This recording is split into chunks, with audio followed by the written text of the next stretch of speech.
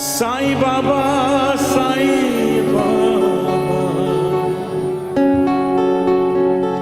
जैसे भी है अब है साईं, हम तो तेरे हैं। जैसे भी है अब है साईं, हम तो तेरे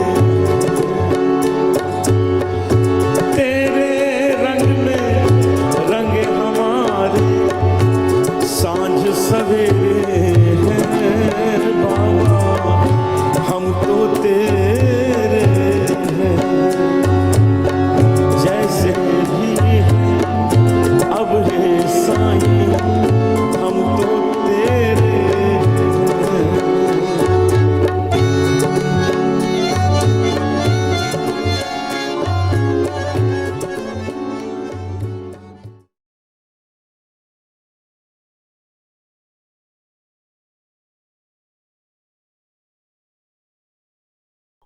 Om Shri Sai Ram. Chapter 6. Ramanavami Festival and Masjid Repairs. Efficacy of the touch of Guru's hand. Ramanavami Festival, its origin, transformation, etc. Repairs to Masjid. Efficacy of the touch of Guru's hand.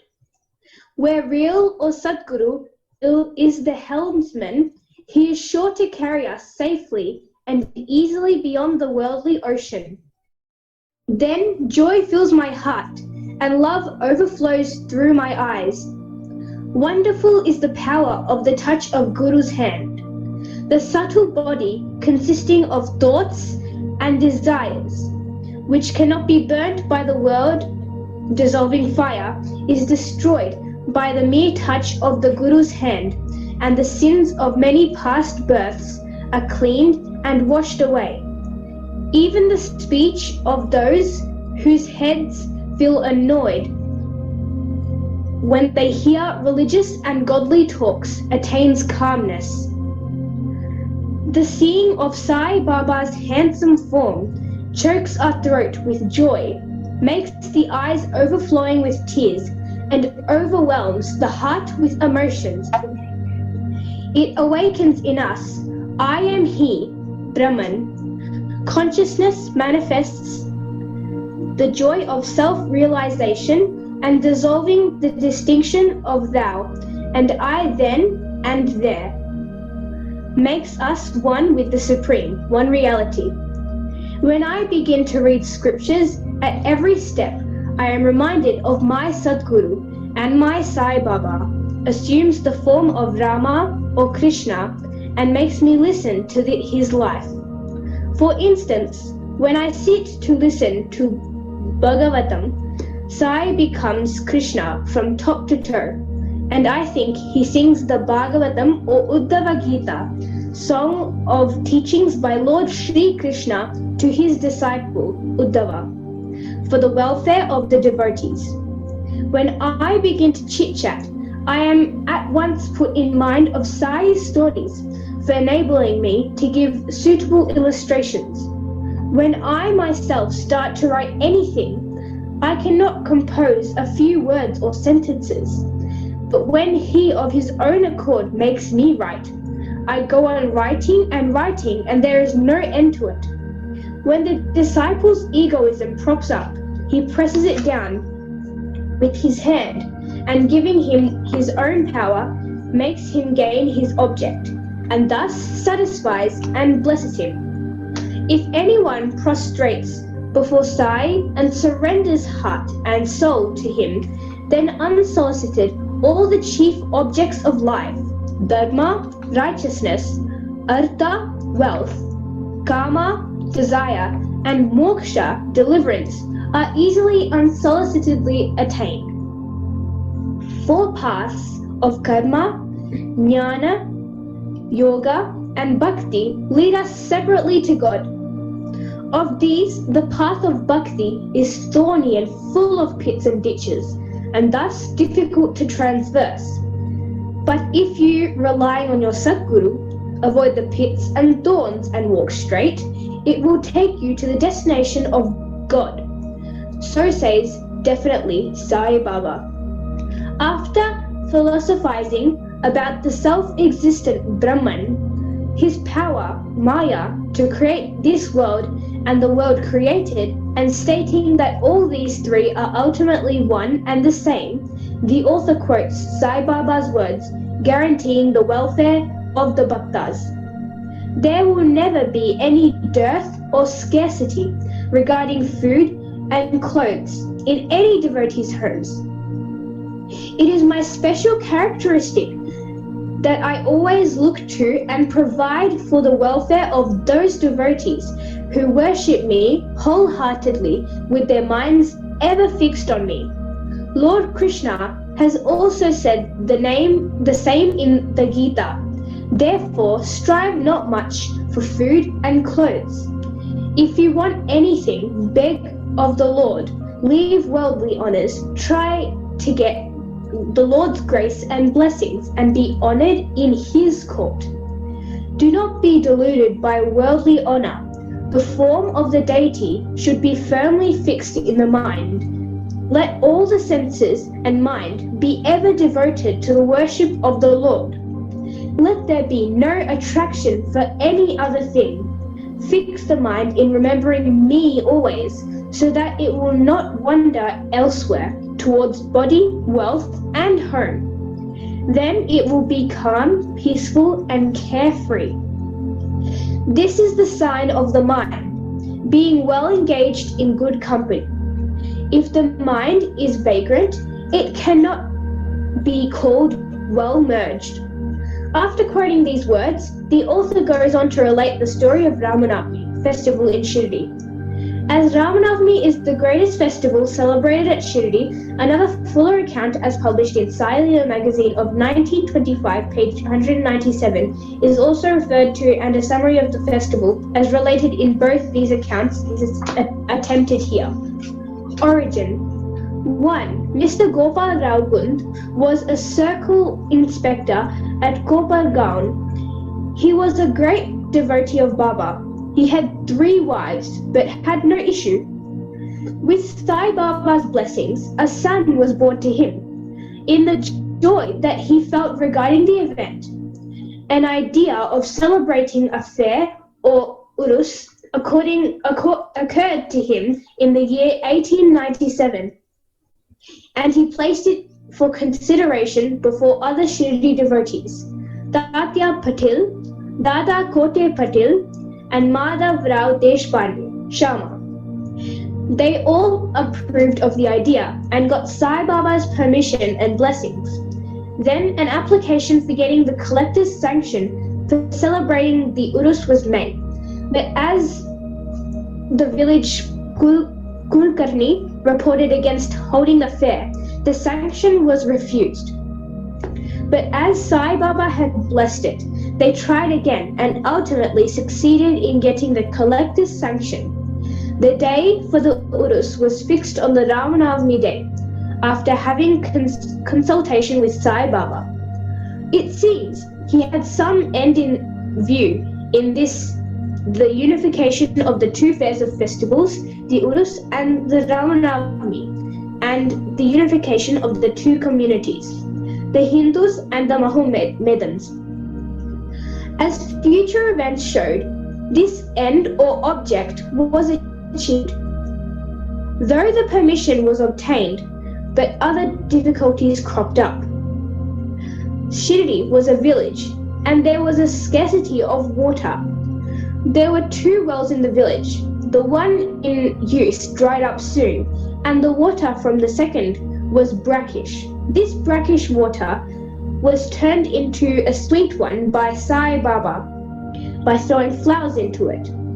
The water of this well was insufficient, so Tatya Patil had to arrange to get water from a well by fixing moats thereon at a considerable distance.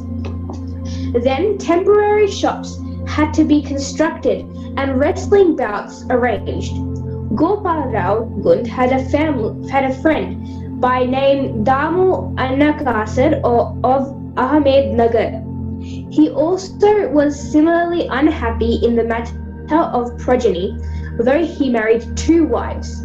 Sai Baba too blessed him with sons, and Mr. Gund prevailed upon his friend to prepare and supply one simple flag for the procession of the fair.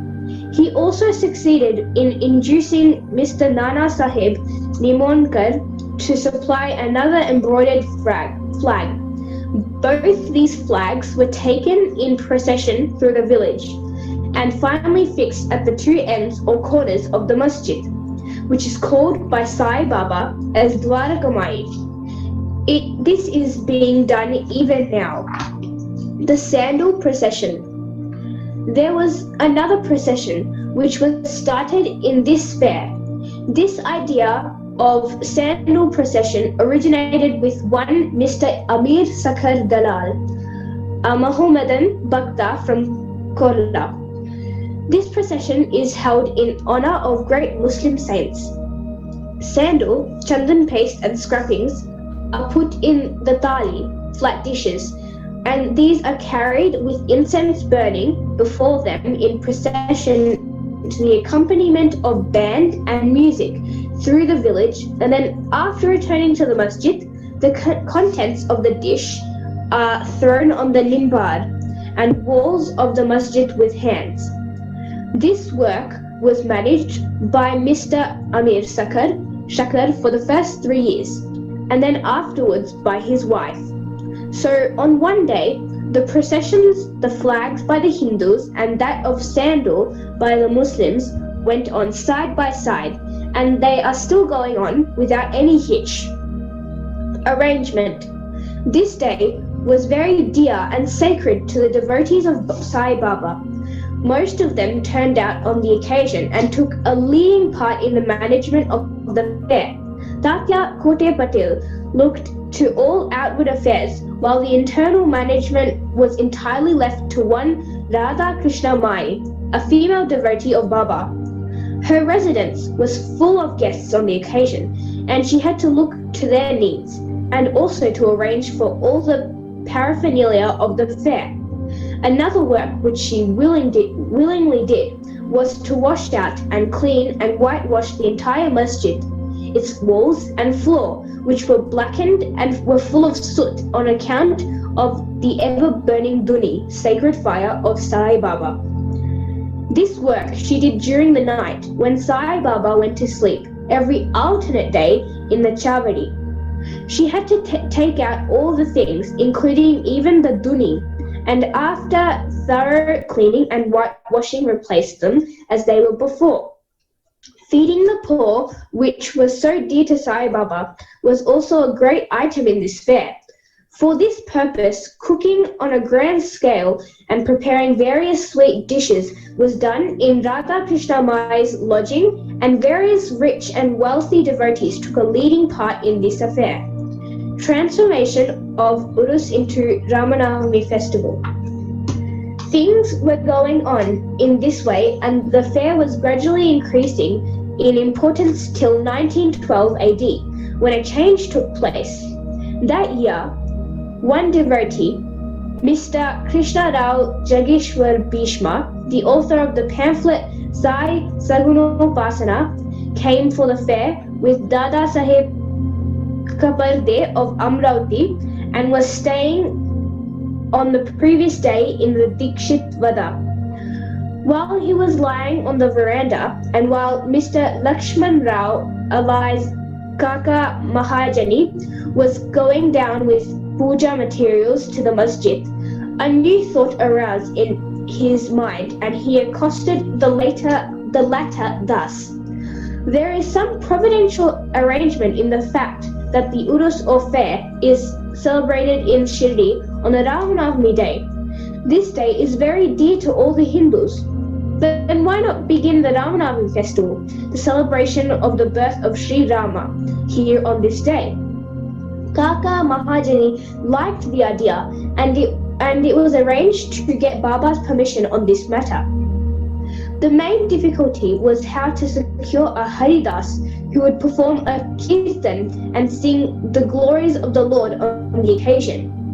But Bhishma solved the difficulty by saying that his Rama Akhyan composition on Rama's birth was ready, and he would do the kirtan himself, while Kaka Mahajani should play on the harmonium.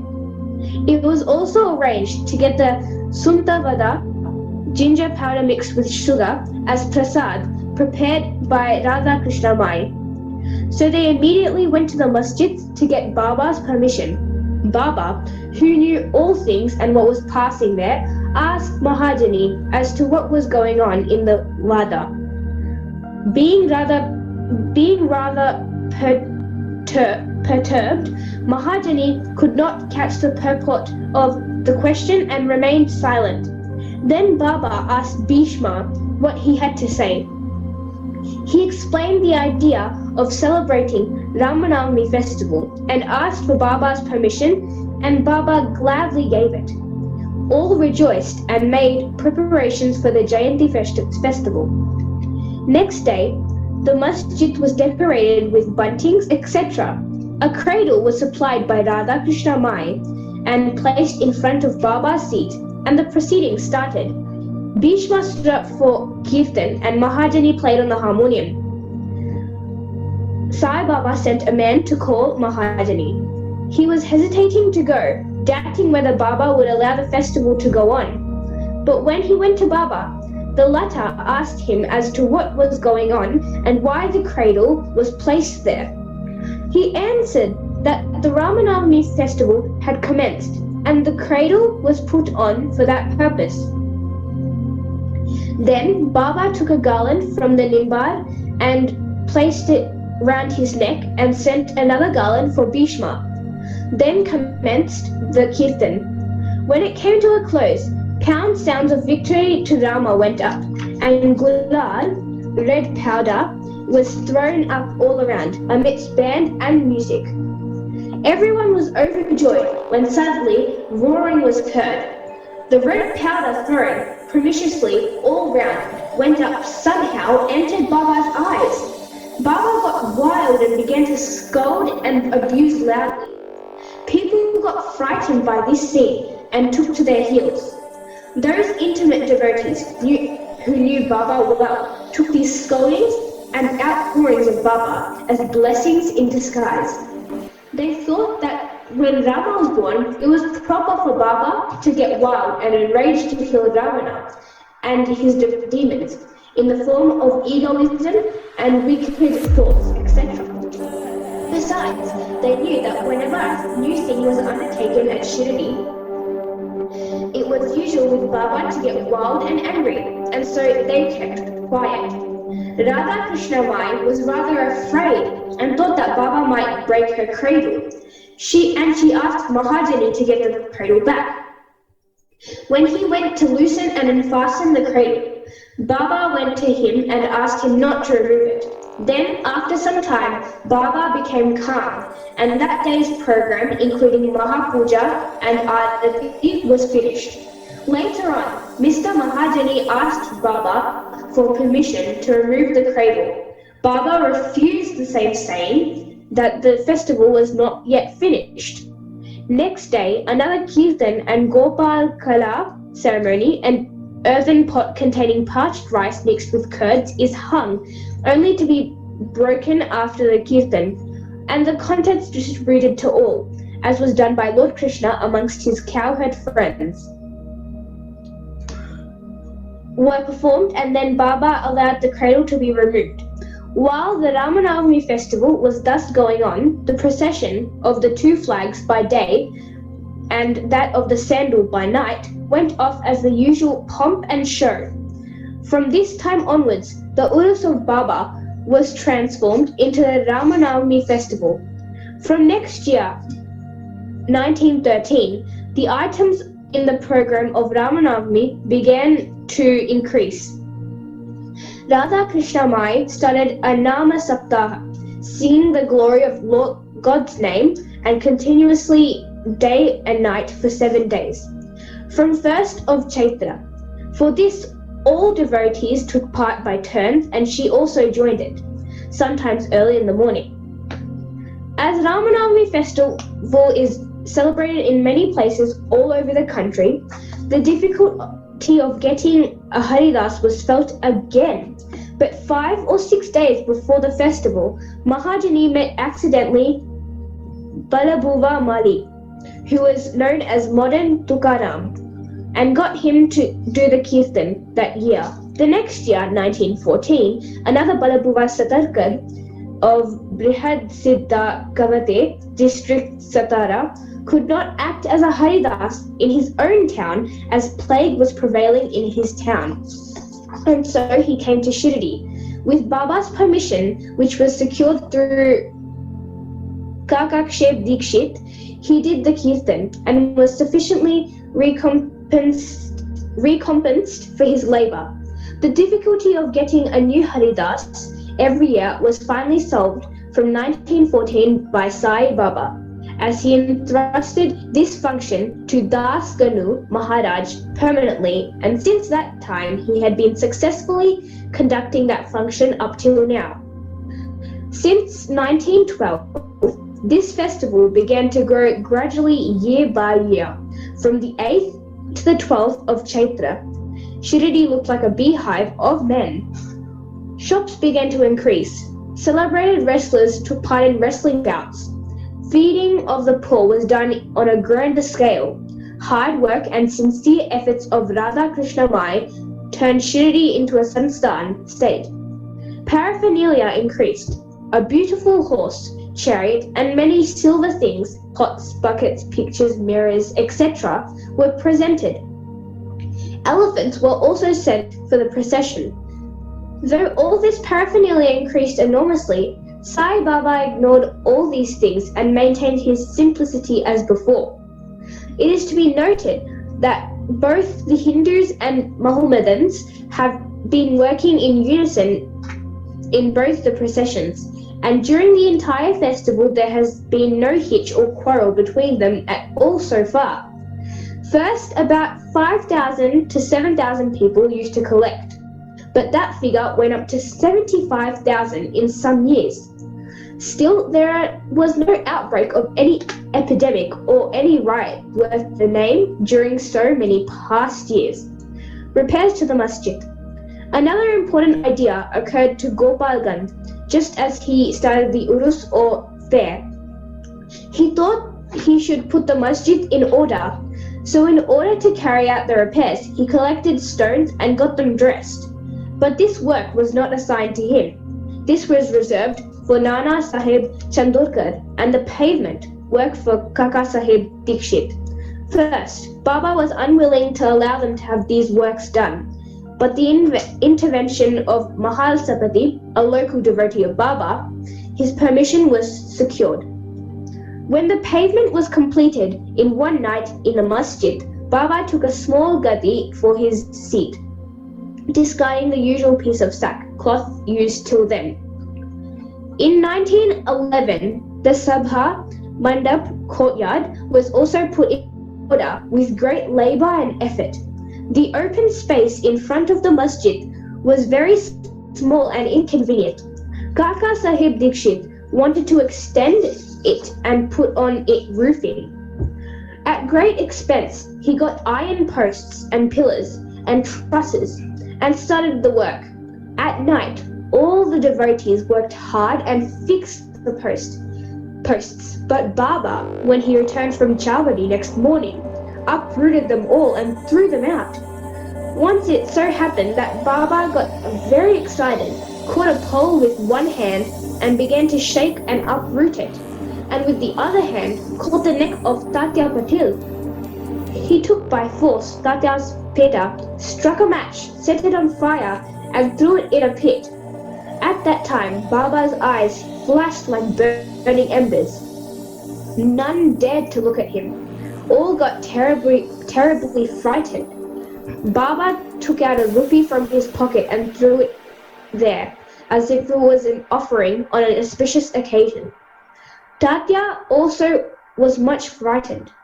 None knew what was going to happen to Tatya, and none dared to interfere.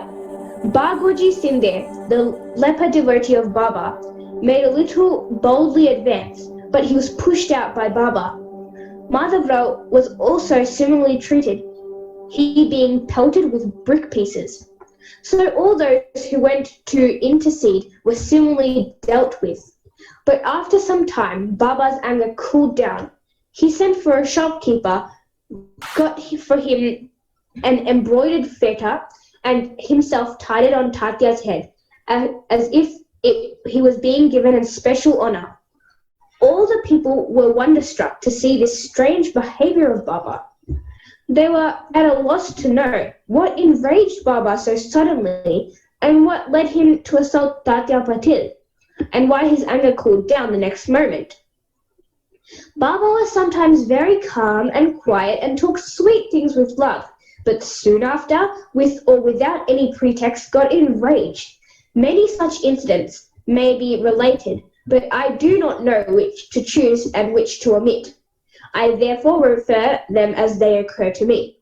In the next chapter, the question whether Baba was a Hindu or Mohammedan will be taken up, and his yogic practices and powers, and other matters will be dealt with. Go to Shri Sai Baba, peace be to all.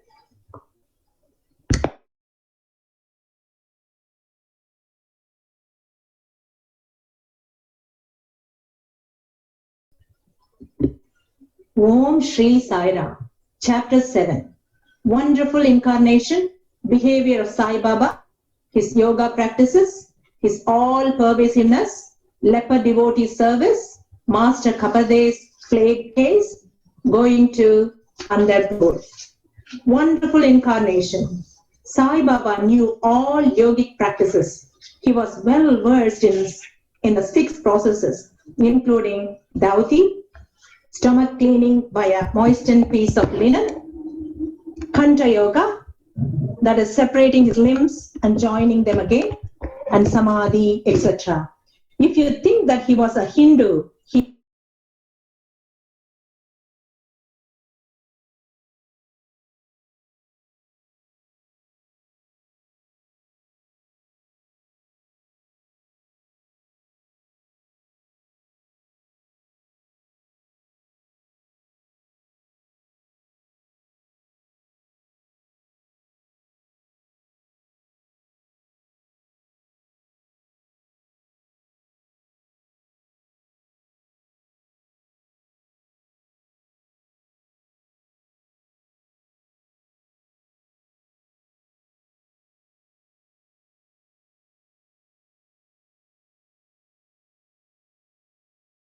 looked like a heaven.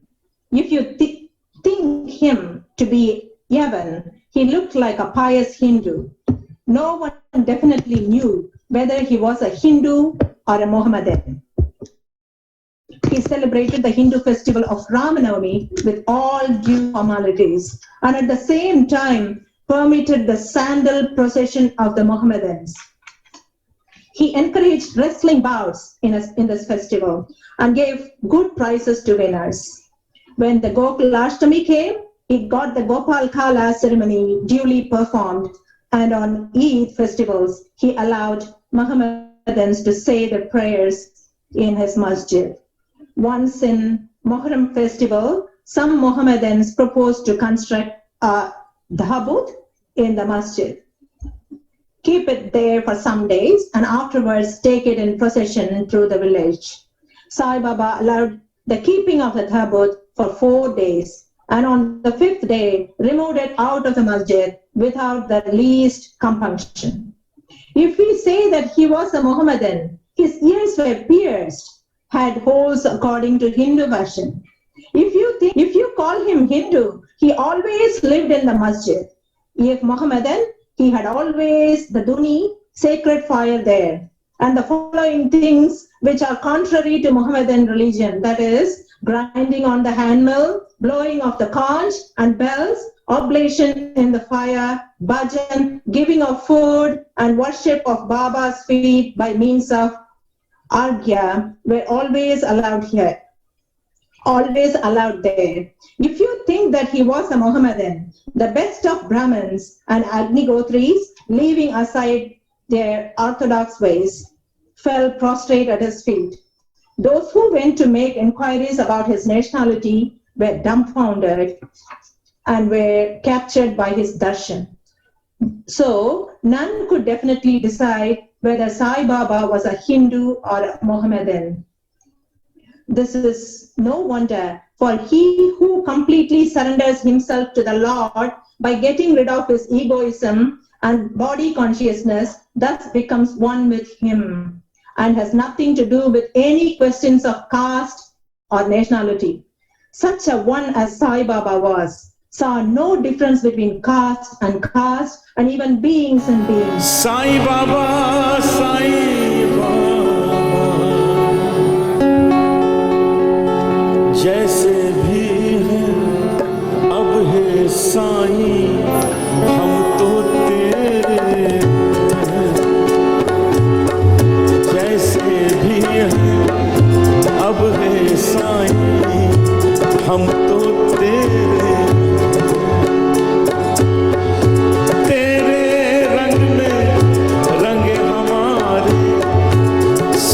सवेरे हैं बाबा, हम तो तेरे हैं। जैसे भी अब है साईं, हम तो तेरे हैं।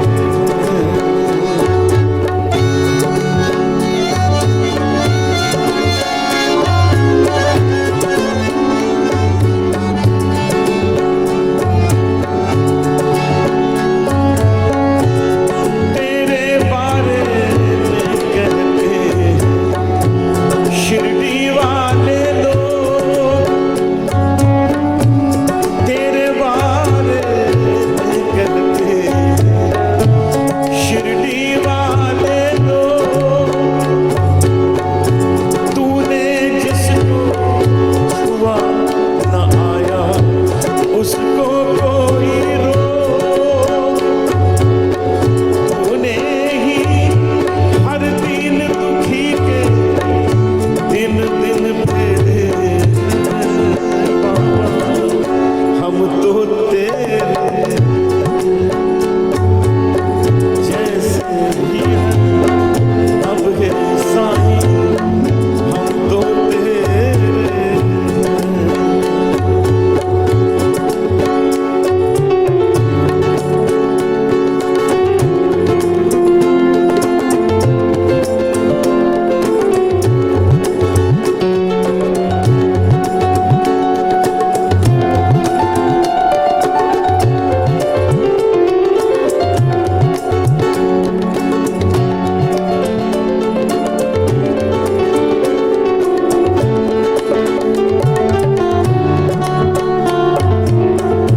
दूर दूर से लोग हजार आते तेरे द्वार,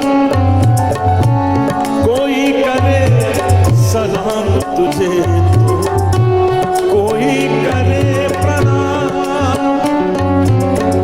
तेरा दर वो जहां से कोसों अंधेरे हैं बाबा, हम तो तेरे। जैसे भी हैं अब है साईं, हम तो तेरे।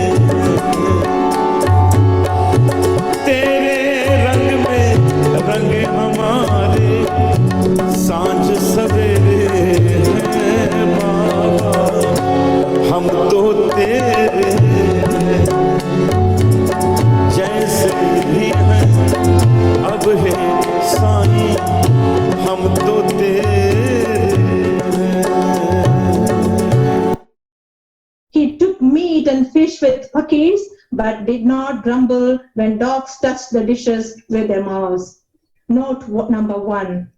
Mahalsapati, an intimate Shirdi devotee of Baba, who always slept with him in the masjid and Chavadi, said that Sai Baba told him that he was a Brahmin of Patri and was handed over to a fakir in his infancy.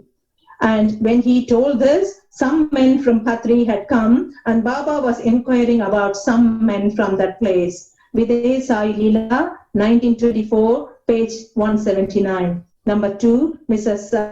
Kashibai Kanitkar, the famous learned woman of Pune, says in the experience number 8, published on page 79, Sai Leela, volume 11, 1934. On hearing of Sai Baba's miracles, we were discussing according to our theoscopic convention and fashion whether Sai Baba belonged to black or white lodge. When once I went to Shirdi, I was thinking seriously about this in my mind. As soon as I approached the steps of the masjid, Baba came to the front and pointing to his chest and staring at me, spoke rather vehemently. This is a Brahmin, pure Brahmin. He has nothing to do with black things. No Mussalman can dare to step in here. He dare not. Again pointing to his chest. This Brahmin can bring lakhs of men on the white path and take them to their destination. This is a Brahmin's masjid. I won't allow any black Mohammedan to cast his shadow here. Such a unique and wonderful incarnation was Sai Baba. On account of the merits in my past birth, I had the good fortune to sit at his feet and enjoy his blessed company. The joy and delight I derived therefrom was incomparable. In fact, Sai Baba was pure Anand and consciousness. I cannot sufficiently describe him, his greatness and uniqueness. He who took delight at his feet was established in his own self. Many sannyasis, sadhakas, and all sorts of men aspiring for salvation came to Sai Baba. He always walked, talked, and laughed with them, and always uttered with his tongue, Allah Malik, God is the sole owner. He never liked discussion and arguments. He was always calm and controlled, though irritable at times. Always preached full Vedanta, and nobody knew till the last who was Baba. Princes and poor people were treated alike by him. He knew the inmost secrets of all, and when he gave expression to them, all were surprised. He was the repository of all knowledge. Still, he feigned ignorance. He also disliked honor. Such were the characteristics of Sai Baba. Though he had a human body, his deeds testified to his godhood. All people considered him as the Lord God in Shirdi. Behavior of Sai Baba. Fool that I am, I cannot describe Baba's miracles. He got almost all the temples in Shirdi repaired. Through Tatya Patel, the temples of Shani, Ganapati, Shankar Parvati, village deity, and Maruti were put in order. His charity was also remarkable. The money he used to collect as dakshina was freely distributed. Rupees 20 to some, rupees 15 or 50 to others every day. The recipients thought that this was pure charity money, and Baba wished that it should be usefully employed.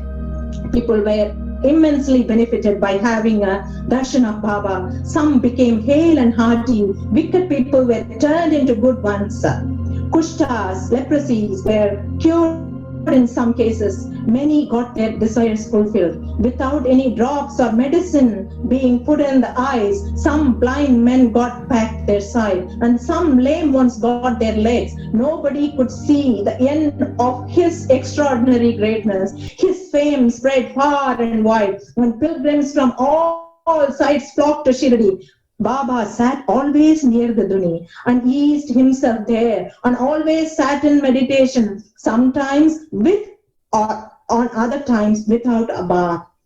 He used to tie a white turban on his head and wear a clean dhota round his waist and a shirt on his body. This was his dress in the beginning. He started practicing medicine in the village, examined patients and gave medicines. He was always successful and became famous as a hakim, that is doctor. A curious care may be narrated here. One devotee got his eyeballs quite red and swollen. No doctor was available in Shirdi. The other devotees took him to Baba. Other doctors would use ointments, unguents, cow's milk, and camphorated drugs, etc. In such cases, Baba's remedy was quite unique. He pounded some biba and made 2 balls of them, thrust them on each eye of the patient, and wrapped a cloth bandage round them.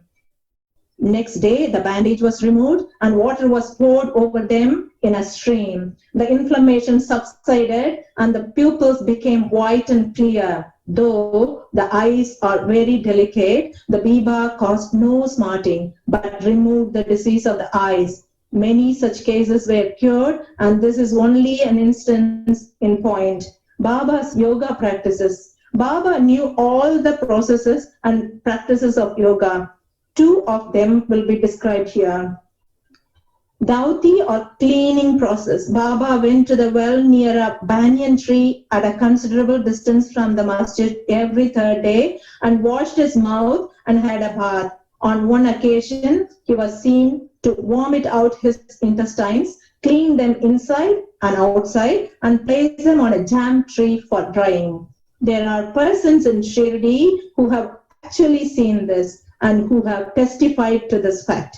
Ordinary dauti is done by a moistened piece of linen, 3 inches broad, 22.5 feet long. This piece is gulped down the throat and allowed to remain in the stomach for about half an hour for being reacted there and then taken out. But Baba's dauti was quite unique and extraordinary. Kanta Yoga. In this practice, Baba extracted the various limbs from his body and left them separately at different places in the masjid. Once, a gentleman went to the masjid and saw the limbs of Baba lying separately at separate places. He was much terrified and he first thought of running to the village officers and informing them of Baba being hacked to pieces and murdered. He thought that he would be held responsible and he was the first informant and knew something of the affair. So he kept silent. But next day, when he went to the masjid, he was very much surprised to see Baba hale and hearty and sound as before. He thought that what he had seen the previous day was only a dream. Baba practiced yoga since his infancy and nobody knew or guessed the proficiency he attained. He charged no fees for his cures. One such instance I give below, which will show the all-pervasive and most merciful character of Sai Baba. Baba's all-pervasiveness and mercy. In the year 1910 AD, Baba was sitting near the Dhuni on Diwali holiday and warming himself. He was pushing firewood into the Dhuni, which was brightly burning. A little later, instead of pushing logs of wood, Baba pushed his arm into the Dhuni. The arm was scorched and burnt immediately. This was noticed by the servant Madhava and also by Madhavrao Deshpande. They at once ran to Baba and Madhavrao grasped Baba by his waist from behind and dragged him forcible backward and asked, Deva, for what have you done this? Then Baba came to his senses and replied, the wife of a blacksmith at some distant place was working the bellows of a furnace. Her husband called her. Forgetting that her child was on her waist, she ran hastily and the child slipped into the furnace. I immediately thrust my hand into the furnace and saved the child. I do not mind my arm being burnt, but I am glad that the life of the child is saved. Leper devotee service. On hearing the news of Baba's hand being burnt from Madhavrao Deshpande, Mr. Nana Sahib Chandorkar, accompanied by the famous doctor Parayanam of Bombay, with his medical outfit consisting of ointments, lint and bandage, etc., rushed to Shirdi and requested Baba to allow Dr. Parayanam to examine the arm and dress the wound caused by the burn. This was refused. Ever since the burn, the arm was dressed by the leper devotee Bhagoji Shinde. His treatment consisted in massaging the burnt part with ghee and then placing a leaf over it and bandaging it tightly with putties. Mr. Nana Sahib Chandorkar solicited Baba many a time to unfasten the putties and get the wound examined and dressed and treated by Dr. Parayanam with the object that it may be speedily healed. Dr. Parayanam himself made similar requests, but Baba postponed, saying that Allah was his doctor and did not allow his arm to be examined. Dr. Paramanand's medicine were not exposed to their air of Shirdi as they remained intact. But he had the good fortune of getting a darshan of Baba. Bagoji was allowed to treat the hand daily. After some days, the arm healed and all were happy. Still, we do not know whether any trace of pain was left or not. Every morning, Bagoji went through his program of loosening the patties, massaging his arm with ghee and tightly bandaging it again. This went on till Baba's Samadhi. Sai Baba, a perfect Siddha as he was, did not really want this treatment, but out of love to his devotee, he allowed the Upasana service of Bagoji to go on uninterrupted all along. When Baba started for Lendi, Bagoji held an umbrella over him and accompanied him. Every morning, when Baba sat near the post close to the Duni, Bagoji was present and started his service. Bagoji was a sinner in his past birth. He was suffering from leprosy. His fingers had shrunk. His body was full of pus and smelling badly. Though outwardly he seemed so unfortunate, he was really very lucky and happy, for he was the premier servant of Baba and got the benefit of his company. Master Kabarde's plague case. I shall now relate another instance of Baba's wonderful Leela. Mrs. Kabarde, the wife of Mr. Dada Sahib Kabarde of Amravati, was staying at Shirdi with her young son for some days. One day, the son got high fever, which further developed into bubonic plague. The mother was frightened and felt most uneasy. She thought of leaving the place for Amravati and went near Baba in the evening. When he was coming near the Vada, in his evening rounds for asking his permission, she informed him in a trembling tone that her dear young son was down with plague. Baba spoke kindly and softly to her, saying that the sky is beset with clouds, but they will melt and pass off, and everything will be smooth and clear. So saying, he lifted up his kafni up to the waist and showed to all present 4 fully developed buboes as big as eggs, and added, "See how I have to suffer for my devotees? Their difficulties are mine." Seeing this unique and extraordinary deed, the people were convinced as to how the saints suffer pains for the devotees. The mind of the saints is softer than wax. It is soft in and out as butter. They love their devotees without any idea of gain and regard them as their true relatives.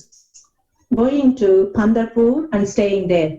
I shall now close this chapter after relating the story illustrating how Sai Baba loved his devotees and anticipated their wishes and movements. Mr. Nana Sahib Chandorkar, who was a great devotee of Baba, was Mamlatkar at Nandurbar in Khandesh.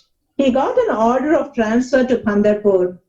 His devotion to Sai Baba bore fruit as he got an order to go and stay at Pandharpur, which is regarded as the Bhu Vaikunta, heaven on earth.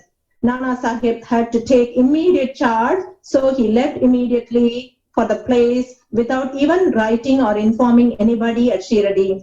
He wanted to give a surprise visit to Shirdi, his Pandharpur, see and salute his Vithoba, and then proceed. Nobody dreamt of Nana Sahib's departure for Shirdi, but Sai Baba knew all about this as his eyes were everywhere. As soon as Nana Sahib approached Neemghaon, a few miles from Shirdi, there was stir in the masjid at Shirdi. Baba was sitting and talking with Mahalsapati, Appa Shinde, and Kashiram, when he at once said, "Let us all 4 do some bhajan. The doors of Pandari are open. Let us merrily sing." Then they began to sing in chorus, the burden of the song being, I have to go to Pandharpur and I have to stay on there, for it is the house of my Lord. Baba sang and the devotees followed him. In a short time, Nana Sahib came there with his family, prostrated before Baba and requested him to accompany them to Pandharpur and stay with them there. This solicitation was not necessary, as the devotees told Nana Sahib that Baba was already in the mood of going to Pandharpur and staying there. Hearing this, Nana Sahib was moved and fell at Baba's feet. Then, getting Baba's permission, Udi and blessings, Nana Sahib left for Pandharpur. There is no end to Baba's stories, but let me now make a halt here, reserving for the next chapter other topics such as importance of human life, Baba's living on earth, Baya Jabai's service and other stories. Bow to Shri Sai Baba. Peace be to all.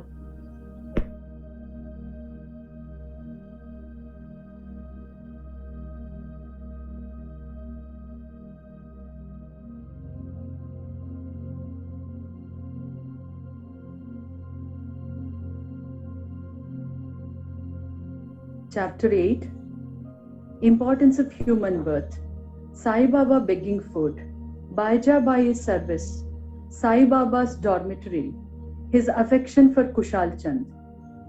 As hinted in the last chapter, Hemadpanth now explains at length in his preliminary remarks the importance of human birth, and then proceeds to relate how Sai Baba begged his food, how Baija Bai served him, how he slept in the masjid with Tatya Kote Patil and Mahalsapati, and how he loved Kushal Chand of Rahta. Importance of human birth. In this wonderful universe, God has created millions of creatures inhabiting heaven, hell, earth, ocean, sky, and other intermediate regions. Of these, those creatures or souls whose merits preponderate go to heaven and live there till they enjoy the fruits of their actions. And when this is done, they are cast down, while those souls whose sins or demerits preponderate go down to hell and suffer the consequences of their misdeeds for as long as the time as they deserve. When their merits and demerits balance each other, they are born on earth as human beings and are given a chance to work out their salvation. Ultimately, when their merits and demerits both drop down completely, they get their deliverance and become free. To put the matter in a nutshell, souls get their births or transmigrations according to their deeds and evolvement. Special value of the human body. As we all know, 4 things are common to all the creatures, that is, food, sleep, fear, and sexual union. In the case of man, he is endowed with a special faculty, that is, knowledge, with the help of which he can attain God vision, which is impossible in any other birth. It is for this reasons that gods envy man's fortune and aspire to be born as men on earth so as to get their final deliverance. Some say that there is nothing worse than the human body, which is full of filth, mucus, phlegm, and dirt, and which is subject to decay, disease, and death. This is no doubt true to a certain extent, but in spite of these drawbacks and defects, the special value of the human body is that man has got the capacity to acquire knowledge. It is only due to the human knowledge that one can think of the perishable and transitory nature of the body itself and of the world, and have aversion for the sense enjoyments, and can discriminate between the unreal and the real, and thus attain God vision. So, if we reject or neglect the body because it is filthy, we lose the chance of God vision. And if we indulge and run after sense enjoyments because it is precious, we go to hell. The proper course, therefore, for us to pursue is the following: that the body should neither be neglected nor fondled, but should be properly cared for, just as a traveler on horseback takes care of his pony on the way till he reaches his destination and returns home. Thus, the body should ever be used or engaged to attain God vision or self realization, which is the supreme end of life. It is said that though God created various sorts of creatures, he was not satisfied, for none of them was able to know and appreciate his work. So, he had to create a special being, man, and endow him with a special faculty, that is, knowledge. And when he saw that man was able to appreciate his Leela, marvelous work and intelligence, he was highly pleased and satisfied. So, really, it is fortunate to get a human body. Better luck to get birth in a Brahmin family, and best one to get an opportunity of having recourse to Sai Baba's feet and surrender it to him. Man's endeavor. Realizing how precious the human life is and knowing that death is certain and may snatch us at any time, we should be ever alert to achieve the object of our life. We should not make the least delay, but make every possible haste to gain our object, just as a widower is most anxious to get himself married to a new bride, or just as a king leaves no stone unturned to seek his lost son. So, with all earnestness and speed, we should strive to attain our end, that is self-realization, casting aside sloth and laziness, warding off drowsiness. We should day and night meditate on the self. If we fail to do this, we reduce ourselves to the level of beasts. How to proceed? The most effective and speedy way to gain our object is to approach a worthy saint or sage, Sadguru, who has himself attained God vision. What cannot be achieved by hearing religious discourses and study of religious works is easily obtained in the company of such worthy souls. Just as the sun alone gives light, which all the stars put together cannot do, so the Sadguru alone imparts spiritual wisdom, which all the sacred books and sermons cannot infuse. His movements and simple talks give us silent advice. The virtues of forgiveness, calmness, disinterestedness, charity, benevolence, control of mind and body, egolessness, etc., are observed by the disciples as they are being practiced in such pure and holy company. This enlightens their minds and lifts them up spiritually. Sai Baba was such a sage or Sadguru. Though he acted as a fakir, he was always engrossed in the self. He always loved all beings in whom he saw God or divinity. By pleasures, he was not elated. He was not depressed by misfortunes. A king and a pauper were the same to him. He, whose glance would turn a beggar into a king, used to beg his food from door to door in Shirdi, and let us now see how he did it. Baba begging food. Blessed are the people of Shirdi, in front of whose houses Baba stood as a beggar and called out, "Oh Lassi, give me a piece of bread," and spread out his hand to receive the same. In one hand he carried a chamril, that is tin pot, and in the other a joli or chaupadri, that is a rectangular piece of cloth. He daily visited certain houses and went from door to door. Liquid or semi-liquid, things such as soup, vegetables, milk or buttermilk were received in the tin pot, while cooked rice, bread and such solid things were taken in joli. Baba's tongue knew no taste, as he had acquired control over it. So, how could he care for the taste of the different things collected together? Whatever things he got in his joli and in the tin pot were mixed together and partaken by Baba to his heart's content.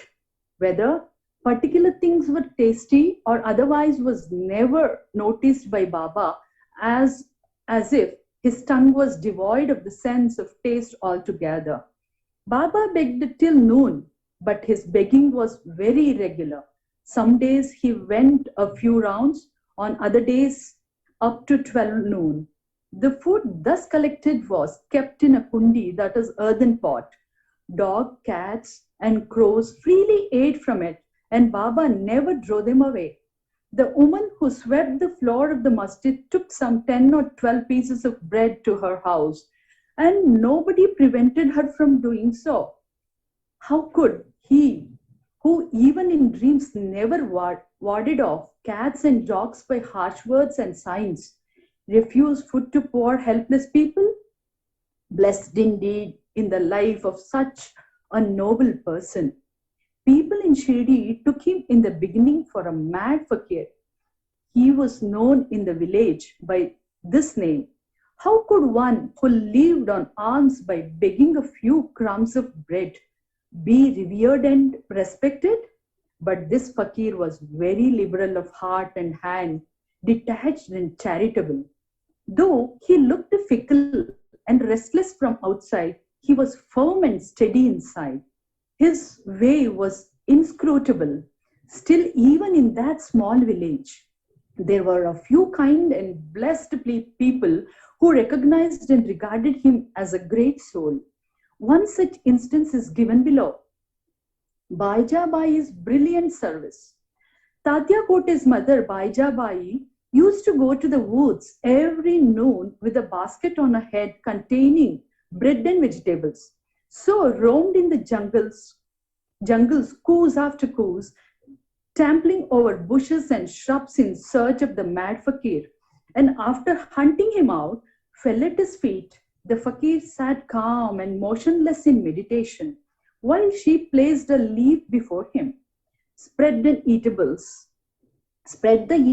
bread, vegetables, etc. thereon, and fed him forcibly. Wonderful was her faith and service. Every day she roamed at the noon in the jungles and insisted upon Baba to partake of lunch. Her service, upasana or penance, by whatever name we call it, was never forgotten by Baba till his Mahasamadhi.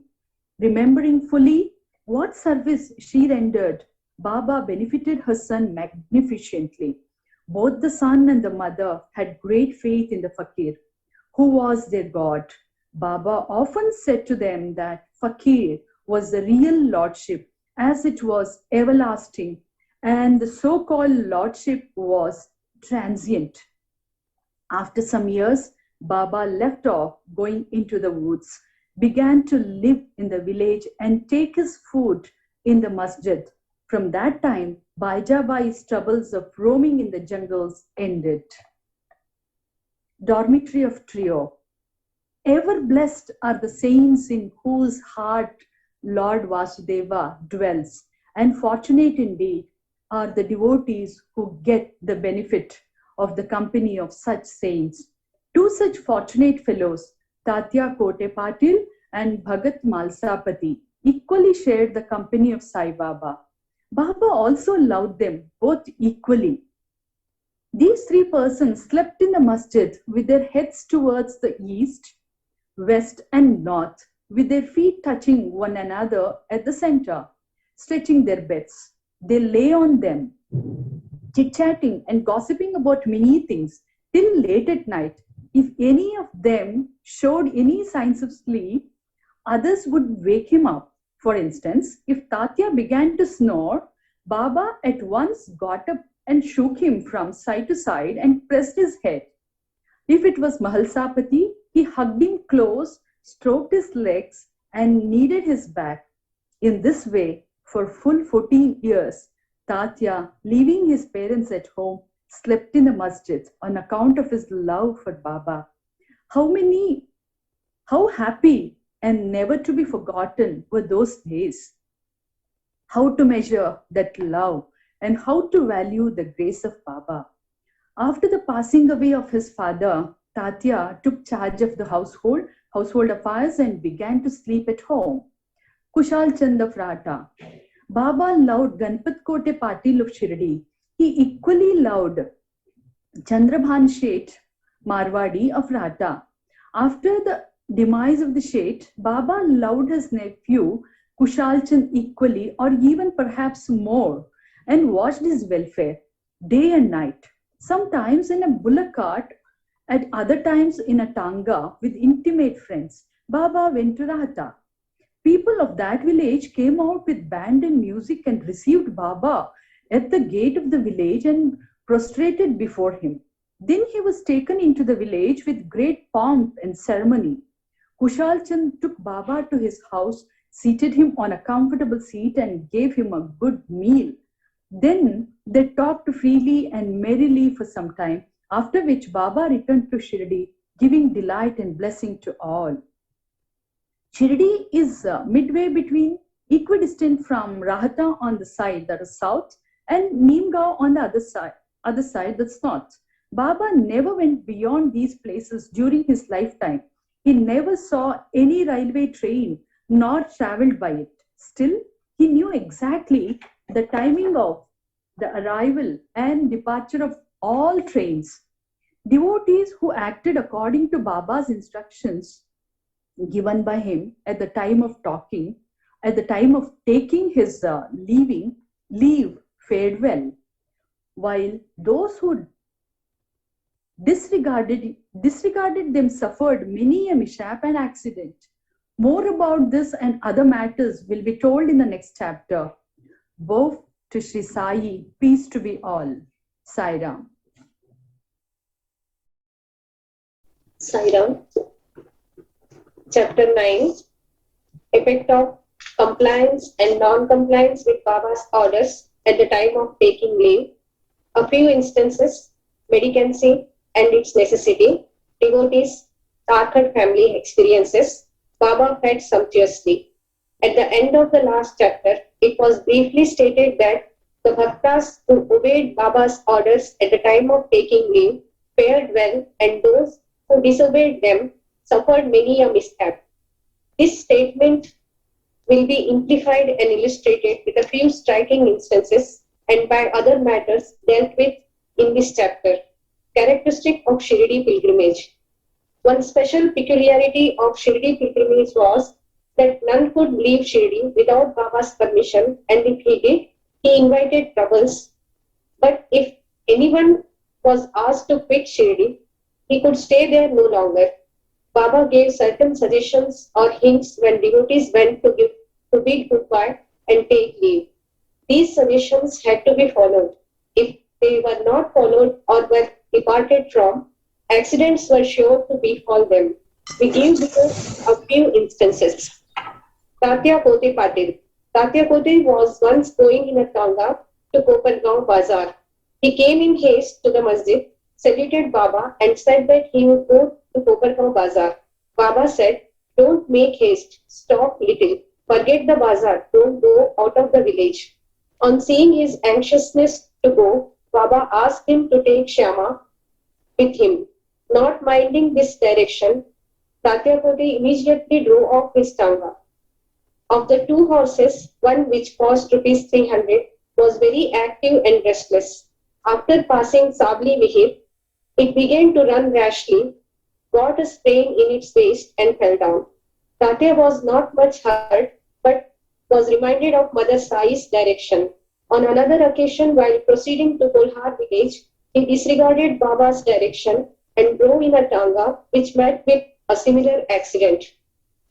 European gentleman. One European gentleman of Mumbai once came to Shirdi with an introductory note from Nana Saheb Chandorkar and with some object in view. He was comfortably accommodated in a tent. He wanted to kneel before Baba and kiss his hand. Therefore, he tries to step into the masjid, but Baba prevented him from doing so. He was asked to sit in the open courtyard below and take Baba's darshan from there. Not pleased with the reception he got, he wanted to leave Shirdi at once and came to bid goodbye. Baba asked him to go the next day and not to hurry. People also requested him to abide by Baba's instructions. Not listening to all this, he left Shirdi in a tanga.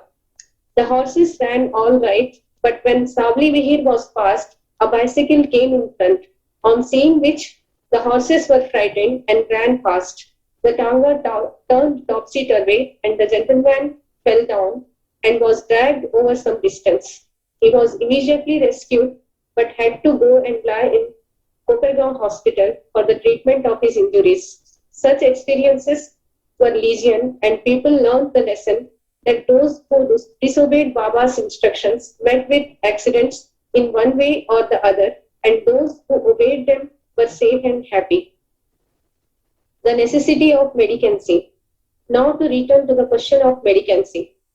A question may arise in the minds of some that if Baba was such a great personage, God manifest, why should he have taken recourse to begging bowl throughout his life? This question may be considered and replied from two standpoints. One, who are the people who have a right to live by the begging bowl? Our Shastras say that those persons who after getting rid of or becoming free from the three main desires those are for progeny, for wealth, for fame, and accept sannyas are the fit persons to live by begging alms. They cannot make cooking arrangements and dine at their home. The duty of feeding them is laid on the shoulders of householders. Sai Baba was neither a householder nor vanaprastha. He was a celibate sannyasi, that is, sannyasi from boyhood. His firm conviction was that the universe was his home. He was the Lord Vasudeva, the supporter of the universe, and the imperishable Brahma. So he had full right to take recourse to begging. Second, now from the standpoint of Panchasona, 5 sins and their atonement. We all know that in order to prepare foodstuffs and meals, the householders have to go through the 5 actions or processes: Kandini, pounding; Peshni, grinding; Utkumbhi, washing pots; Manjini, Marjini, sweeping and cleaning; Chuli, lighting hearths. These processes involve destruction of a lot of small insects and creatures, and thus the householders incur sin. In order to atone for these sins, our Shastras prescribe 6 kinds of sacrifices. Those are Brahma Yajna, Vedadhyan, offerings to Brahman or study of the Vedas; Pitru Yajna, offerings to the ancestors; Deva Yajna, offerings to the gods; Bhuta Yajna, offerings to the beings; Manushya Yajna, Manushya Atithi Yajna, offerings to men or uninvited guests. If these sacrifices enjoined by the Shastras are duly performed, the purification of their minds is effected, and this helps them to get knowledge and self-realization. Baba, in going from house to house, reminded the inmates of their sacred duty, and fortunate were the people who got the lesson at their homes from Baba. Devotees' experiences. Now to return to the other more interesting subject. Lord Krishna has said in the Bhagavad Gita, whosoever devotedly offers to me a leaf, a flower, or a fruit or water, or that pure-hearted man, I accept that pious offering.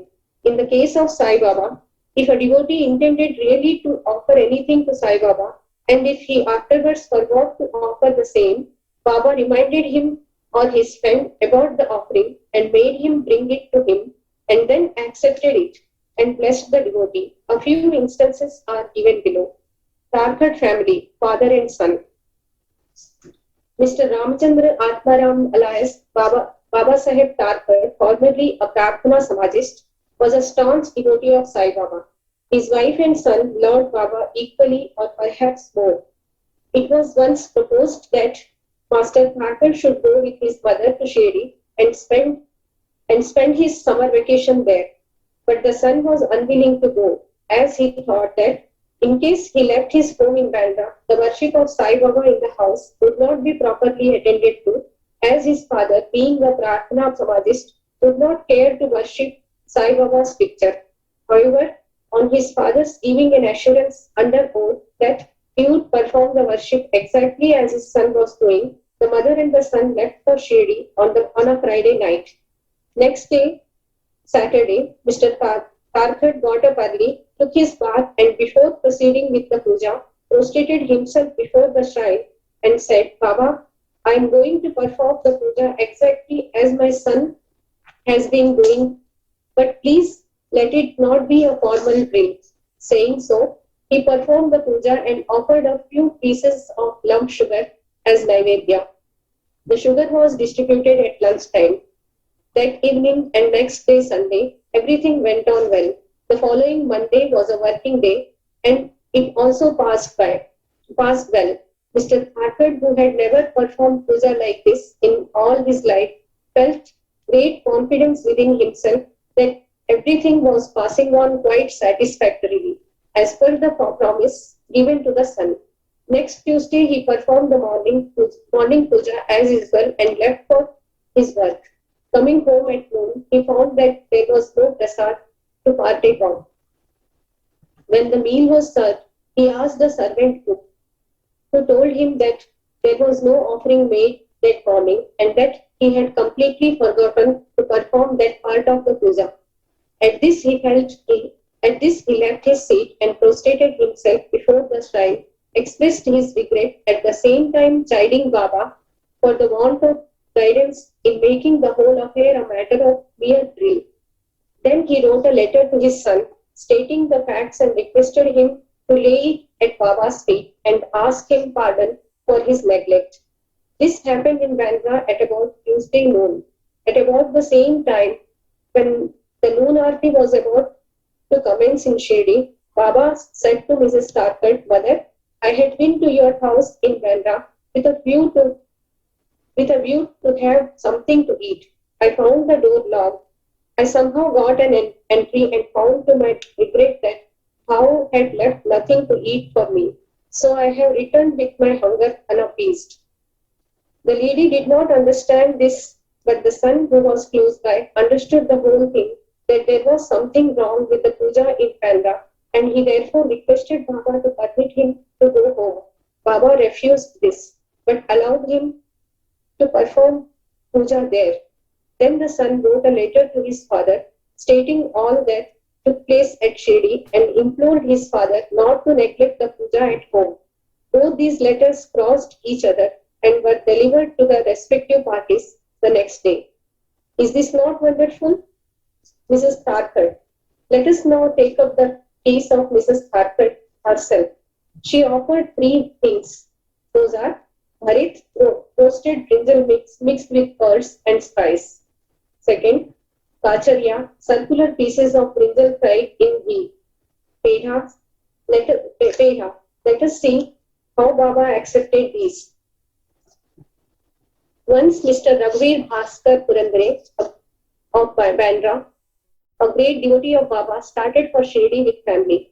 Mrs. Tharkar went to Mrs. Purandare and gave her 2 brinjals and requested her to prepare bharit of 1 brinjal and kacharya of the other. When she went to Shirdi and served Baba with them.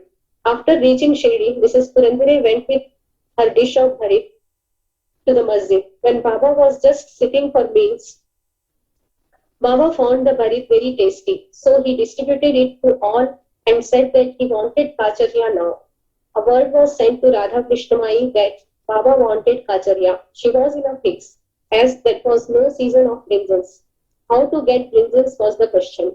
When an inquiry was made as to who brought the bharit, it was found that Mrs. Purandare was entrusted with the duty of serving kacharya. Everybody then came to know the significance of Baba's inquiry regarding kacharya and was wonderstruck at Baba's all-pervasive knowledge. In December 1915, one Govind Balaram Mankar wanted to go to Shirdi to perform the obsequies of his father. Before he left, he came to see Mr. Tharkar. Then Mrs. Tharkar wanted to send something with him to Baba. She searched the whole house but found nothing except a pedha which had already been offered as naivedya. The boy Govind was in mourning. Out of great devotion to Baba, she sent the peda with him, hoping that Baba would accept and eat it. Govind went to Shirdi and saw Baba but forgot to take the peda with him. Baba simply waited. When again he went to Baba in the afternoon, he went empty-handed, without the peda. Baba could wait no longer and did ask him straight, "What did you bring for me?" "Nothing." The, nothing was the reply. Baba asked him again. The same reply came forth again. Then Baba asked him the question, "Did not the mother give some sweetmeat to you for me at the time of your starting?" The boy then remembered the whole thing. He felt abashed, asked Baba's pardon, ran to his lodging, brought the peda and gave it to Baba. As soon as Baba got it in his hand, he put it into his mouth and gulped it down. Thus the devotion of Mrs. Tharkar was recognized and accepted. As men believe in me, so do I accept them, was proved in this case. Baba fed sumptuously. How? Once Mrs. Tharkar was staying in a certain house in Shirdi. At noon meals there at noon meals were ready and being served. When a hungry dog turned up there and began to bark, Mrs. Tharkar got up at once and gave a piece of bread which the dog gulped with great relish. In the afternoon, when she went to the masjid and sat at some distance, Sai Baba said to her, "Mother, you have fed me sumptuously. My famished pranas, life forces, have been satisfied. Ever act like this, and this will stand you in good stead. Sitting in this masjid, I shall never speak untruth. Take pity on me like this. First give bread to the hungry, and then eat yourself. Note this well." She could not understand at first the meaning of what Baba said. So she replied, "Baba, how could I feed you? I am myself dependent on others and take my food from them on payment." Then Baba replied, "Eating that lovely bread, I am heartily contented, and I am still belching. The dog which you saw before meals, and to which you gave the piece of bread, is one with me. So also other creatures are one with me. I am roaming in their forms. He who sees me in all these creatures is my beloved. So abandon the sense of duality and distinction and serve me as you did today." Drinking these nectar-like words, she was moved. Her eyes were brimmed with tears. Her throat was choked, and her joy knew no bounds. Moral: see God in all beings is the moral of this chapter. The Upanishads, the Gita, and the Bhagavad all exhorts us to perceive God or divinity in all the creatures. By the instance given at the end of this chapter and other numerous to mention, Sai Baba has practically demonstrated to us how to put the Upanishadic teachings into practice. In this way, Sai Baba stands as the best exponent or teacher of the Upanishadic doctrines. Bow to Shri Sai, peace be to all. Sai Ram.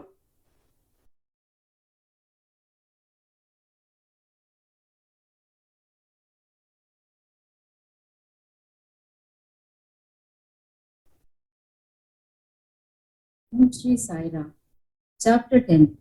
Sai Baba's mode of life, his sleeping, bored, his stay in Shirdi, his teachings, his humility, the easiest path. Remember him always with love, for he was engrossed in doing good to all, and always abided in his self. To remember him only is to solve the riddle of life and death. This is the best, easiest of sadhanas, as it involves no expenditure. Our little exertion here brings great rewards. So, as long as our senses are sound, we should minute by minute practice this sadhana. All other gods are illusory. Guru is the only God. If we believe in Sadguru's holy feet, he can change our fortune for the better. If we serve him nicely, we get rid of our samsara. We need not study any philosophy like the Nyaya and Mimamsa. If we make him our helmsman, we can easily cross over the sea of all our pains and sorrows. As we trust the helmsman in crossing rivers and seas, so we have to trust our Sadguru in getting over the ocean of worldly existence. The Sadguru looks to the intense feeling and devotion of his devotees, endows them with knowledge and eternal bliss. In the last chapter, Baba's mendicancy and devotees' experiences and other subjects are dealt with. Let the readers now hear where and how Baba lived, how he slept, and how he taught, etc. Baba's wonderful bedstead. Let us first see where and how Baba slept. Mr. Nana Sahib Dengale brought for Sai Baba a wooden plank about 4 cubits in length and only a span in width for sleeping upon. Instead of keeping the plank on the floor and then sleeping on it, Baba tied it like a swing to the rafters of the masjid with old shreds or rags and commenced to sleep upon it. The rags were so thin and worn out that it was a problem how they could bear or support even weight of the plank itself, let alone the weight of Baba. But somehow or the other, it was Baba's sheer leela that the worn out rags did sustain the plank with the weight of Baba on it. On the 4 corners of this plank, Baba lighted panatis, one at each corner, and kept them burning the whole night. It was a sight for the gods to see Baba sitting or sleeping on this plank. It was a wonder to all how Baba got up and down the plank. Out of curiosity, many careful observers kept watching the process of mounting and dismounting, but none succeeded. As crowds began to swell, so to detect this wonderful feat, Baba one day broke the plank into pieces and threw it away. Baba had all the 8 cities at his command. He never practiced nor craved for them. They came to him naturally as a result of his perfection. Second manifestation of Brahman. Though Sai Baba looked like a man, 3 cubits and a half in length, still he dwelt in the hearts of all.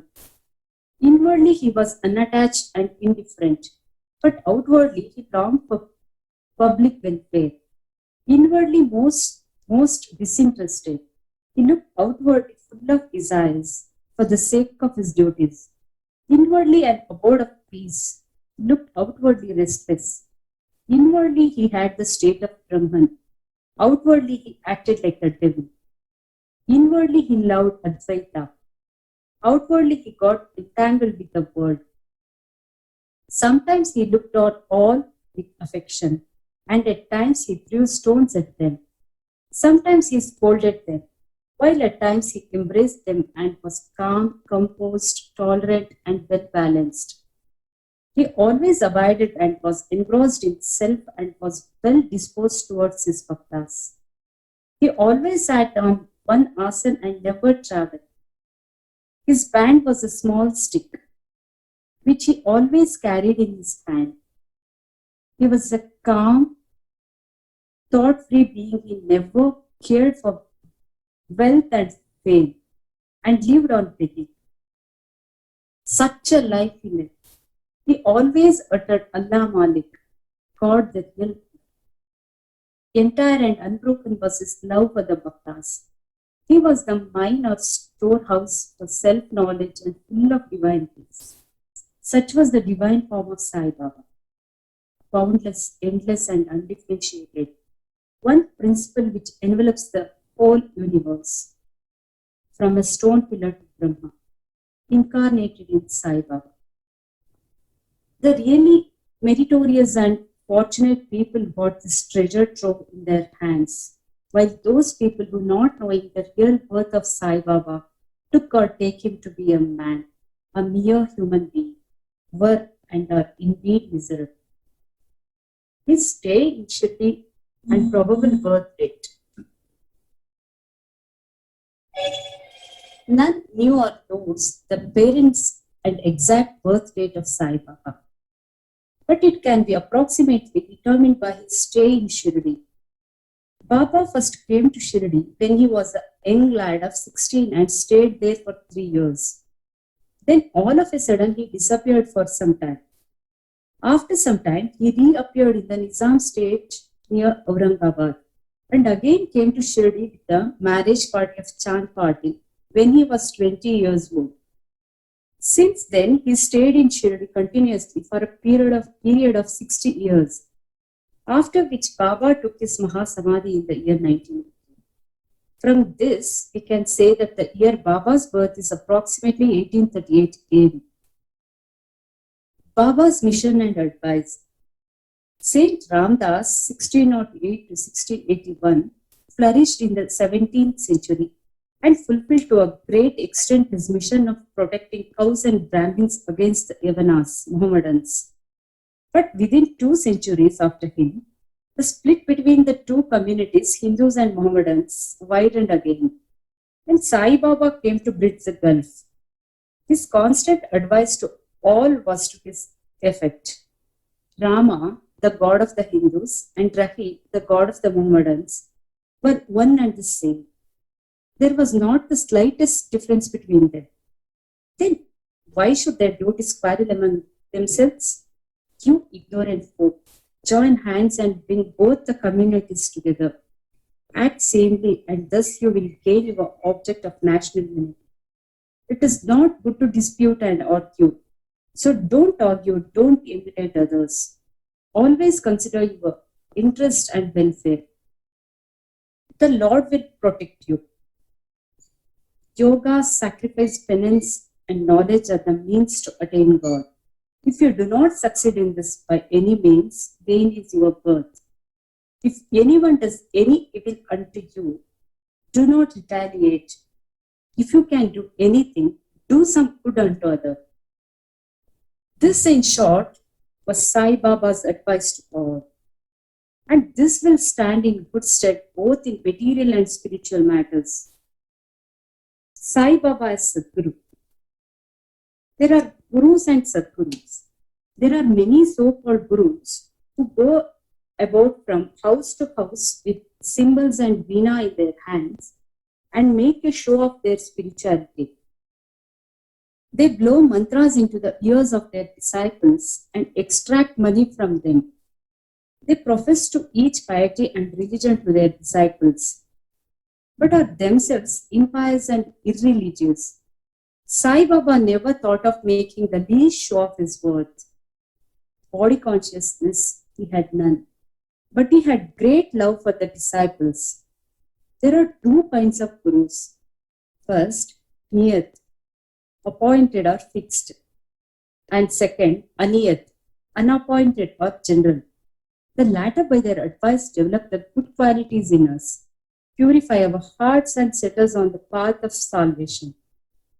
But contact with the former dispels our quality and establishes us in unity by making us realize, thou art that. There are various gurus imparting to us various kinds of worldly knowledge, but he who fixes us in our nature and carries us beyond the ocean of worldly existence is the Sadguru. Sai Baba was such a Sadguru, his greatness is undescribable. If anybody went to take his darshana, he, without being asked, would give every details of his past, present, and future life. He saw divinity in all beings. Friends and foes were alike to him. Disinterested and equal balanced, he obliged the evildoers. He was the same in prosperity and adversity. No doubt, ever touched him. Though he possessed the human body, he was not in the least attached to his body or house. Though he looked embodied, he was really simple. That is free in this very life. Blessed are the people of Shirdi who worship Sai as their God, while eating, drinking, working in their backyards and fields, and doing various household works. They always remembered Sai and sang his glory. They knew no other God except Sai. What to speak of the love, and sweetness of the women of Shirdi. They were quite ignorant, but their pure love inspired them to compose poems or songs in the simple rural language. Letters or learning they had none. Still, one can discern real poetry in their simple songs. It is not intelligence, but love that inspires real poetry as such. Real poetry is the manifestation of true love, and this can be seen, appreciated by intelligent listeners. Collection of these folk songs is desirable, and Baba will that some fortunate devotee may undertake the task of collecting and publishing these folk songs either in Sai Leela magazine or separately in a book form. Baba's humility. Lord or Bhagwan is said to have 6 qualities, which is first, fame, second, wealth, third, non-attachment, fourth, knowledge, fifth, grandeur, and sixth, generosity. Baba had all these in him. He incarnated in flesh for the sake of the bhaktas. Wonderful was his grace and kindness. He drew the devotees to him. Or how else could one have known him? For the sake of his bhaktas, Baba spoke such words as the goddess of speech dare not utter. Here is a specimen. Baba spoke very humbly as follows. Slave of slaves, I am your debtor. I am satisfied at your darshan. It is a great favor that I saw your feet. I am an insect in your excreta. I consider myself blessed thereby. What humility is this? If anybody would think that by publishing this, any disrespect is shown to Sai, we beg his pardon and atone for this. We sing and chant Baba's name. Though Baba seemed outwardly to enjoy sense objects, he did not in the least find flavor in them, nor even the consciousness of enjoying them. Though he ate, he had no taste, and though he saw, he never felt any interest in what he saw. Regarding passion, he was as perfect to celebrate as Hanuman. He was not attached to anything. He was pure consciousness, the resting place of desire, anger, and other feelings. In short, he was disinterested, free, and perfect. A striking instance may be cited in illustration of this statement. Nanavali. There was in Shirdi a very quaint and queer fellow by name Nanavali. He looked to Baba's work and affairs. He once approached Baba, who was seated on his gadi, and asked him to get up, as he wanted to occupy the same. Baba at once got up and left the seat, which he occupied. After sitting there a while, Nanavali got up and asked Baba to take his seat. Then Baba sat on the seat and Nanavali fell at his feet and then went away. Baba did not show the slightest displeasure in being dictated to and ousted. This Nanavali loved Baba so much that he breathed his last on the 13th day of Baba's taking Mahasamadhi.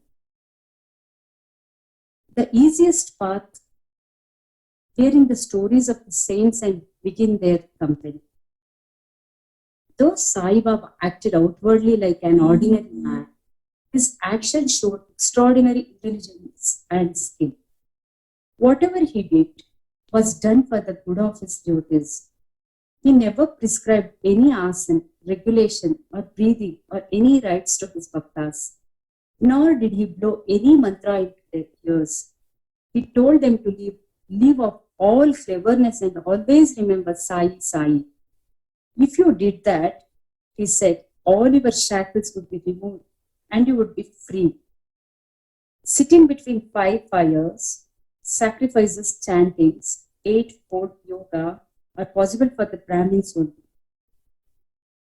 They are of no use to the other classes. The function of the mind is to think.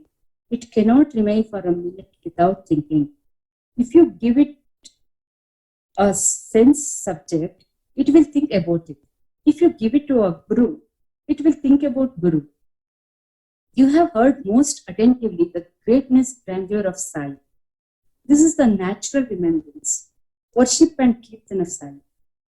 Hearing the stories of the saints is not so difficult as the other sadhanas mentioned above.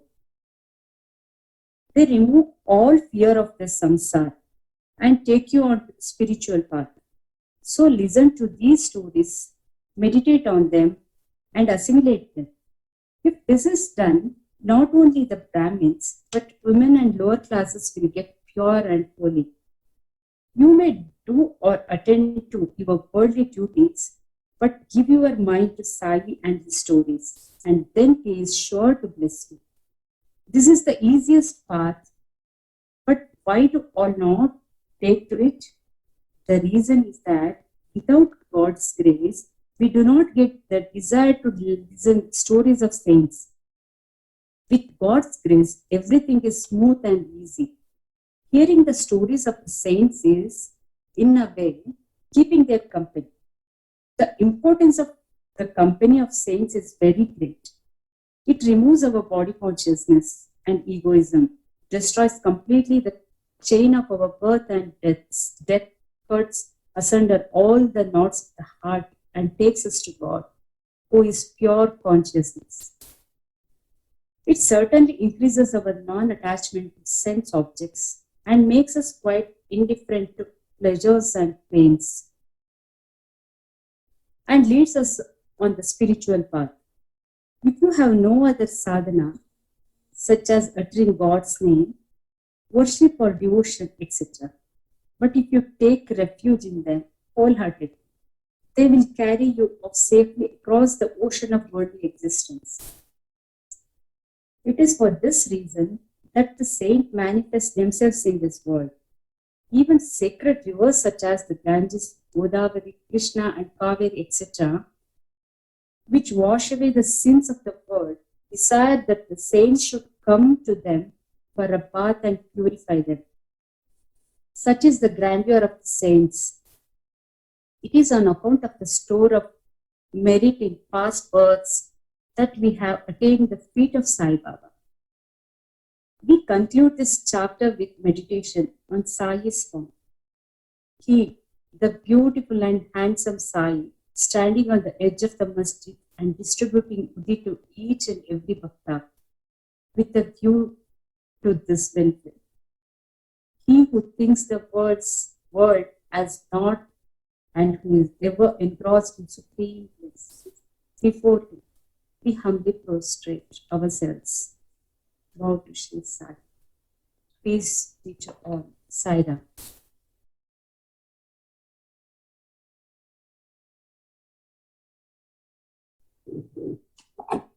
Sai Ram. Sai Ram, Chapter 11. Sai as Sagun Brahma, Dr. Pandit's worship, Haji Siddhi Palke, control over the elements. Let us now in this chapter describe the manifested Sagun Brahma Sai as to how he was worshipped and how he controlled the elements. Sai as Sagun Brahma. There are two aspects of God as Brahma. One, the unmanifested Nirgun, and the second, the manifested Sagun. The Nirgun Brahma is formless, while the Sagun is with form, though both denote the same Brahma. Some prefer to worship the former, some to later. As stated in the Gita, the worship of the later is easy and preferable. As man has got a form, it is natural and easy for him to worship God with form.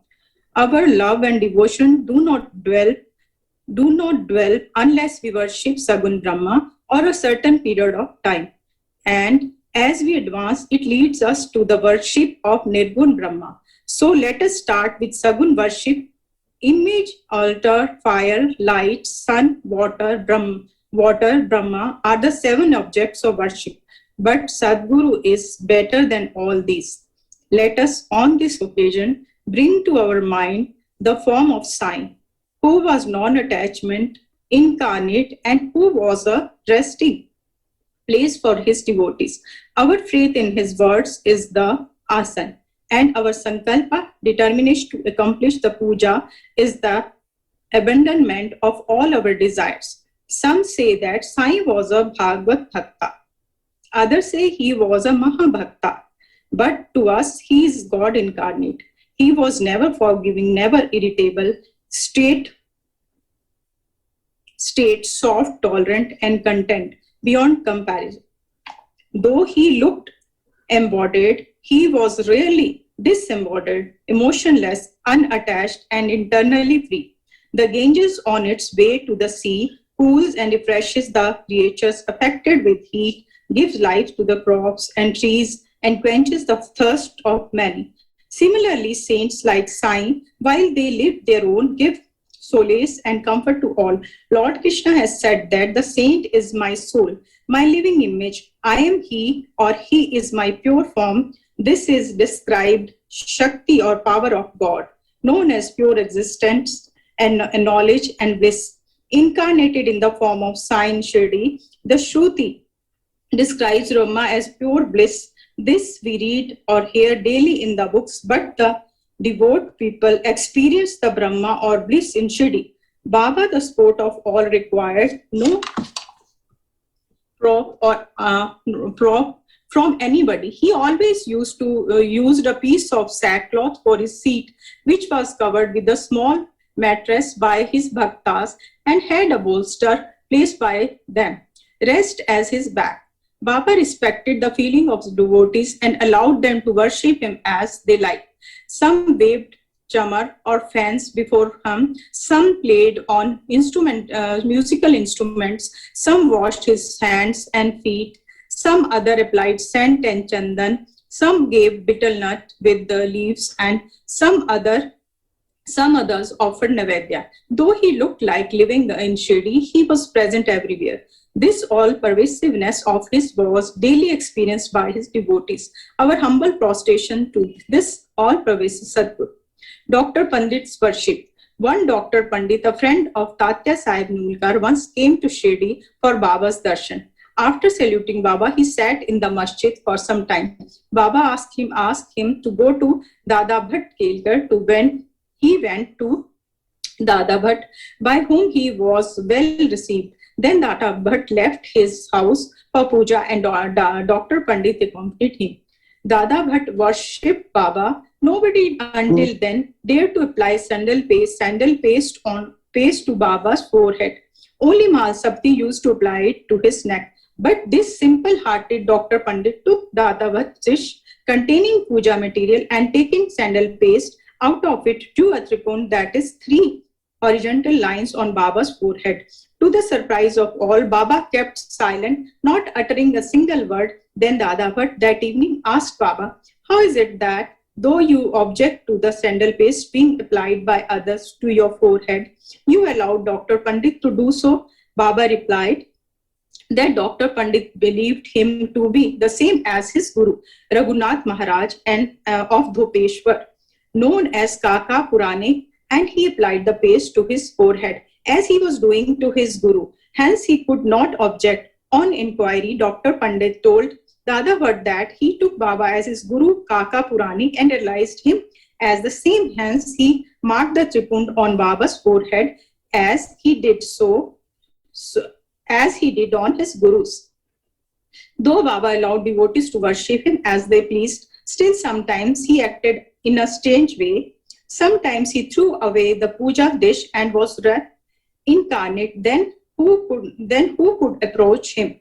Sometimes he scolded the devotees. At times he looked softer than wax, a statue of peace and forgiveness. Though he seemed to shake with anger and his red eyes rolled round, still he was internally an ocean of affection and motherly love. He would call out his devotees and say that he never knew when he was ever angry with them. If it was possible that mothers could kick their children and the sea turn back the rivers, he too could neglect the devotees' welfare.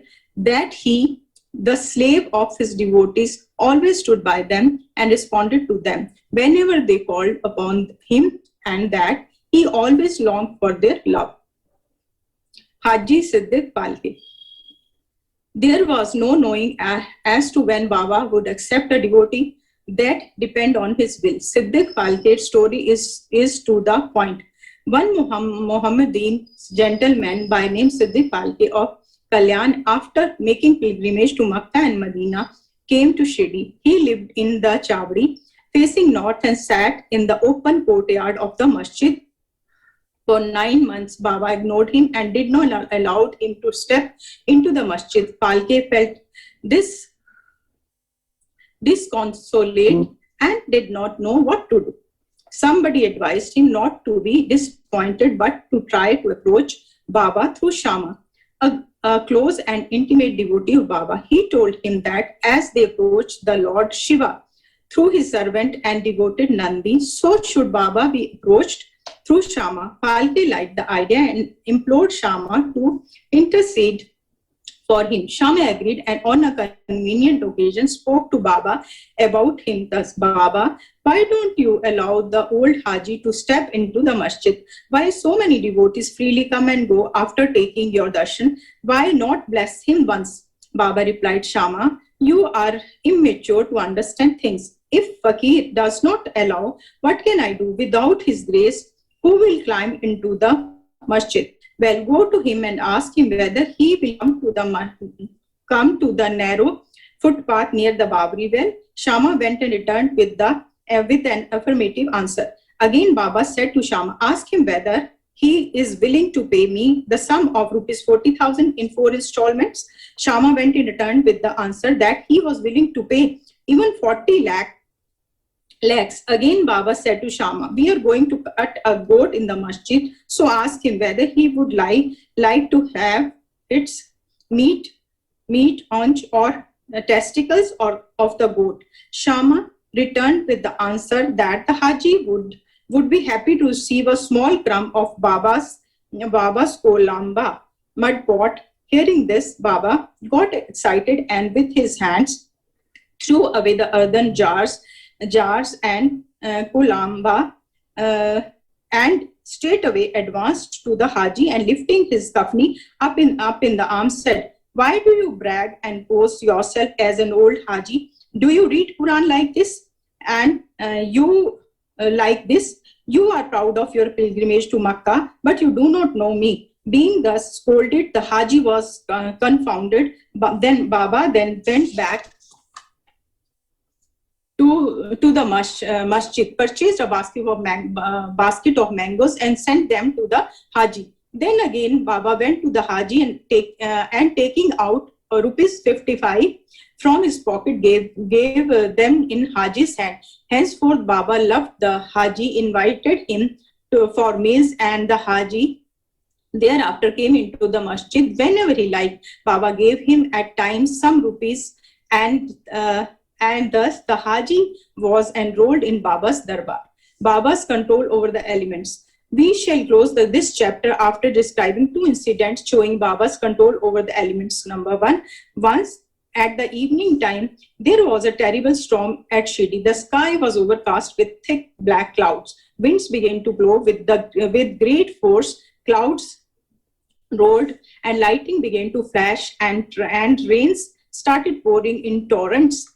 In a short time, the whole place was flooded with water. All creatures, birds, beasts, and men got terribly frightened, and they all flocked to the masjid for shelter. There are many local deities in Shirdi, but none of them came to their rescue. So they all prayed to Baba, their God, who was fond of their devotion, to intercede and quell the storm.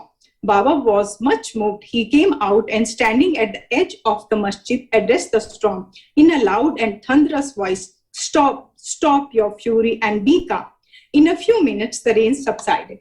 The wind ceased to blow and the storm came to a stop. Then the moon rose in the sky and people went back home well pleased. Number 2, on another occasion at noon, the fire in the dhuni began to burn brightly. Its flames were seen to be reaching the rafters above. The people who were sitting in the masjid did not know what to do. They dared not to ask Baba to pour water or do anything to quench the flames. But Baba soon came to realize what was happening. He took up his satka, short stick, and dashed it against a pillar in front, saying, get down, be calm. At each stroke of satka, the flames began to slow down, and in a few minutes, the dhuni became calm and normal. This is our sign, an incarnation of God. He will bless any man who will prostrate and surrender himself to him. He who will read the stories of this chapter daily with faith and devotion will soon be free from all calamities. Not only this, but always attached and devoted to Sai. He will get very soon God vision. All his desires will be fulfilled, and being ultimately desireless, he will attain the supreme. He will attain the supreme. Amen. Bo to Sai, peace be to all. Satguru Sai Nath Maharaj ki jai.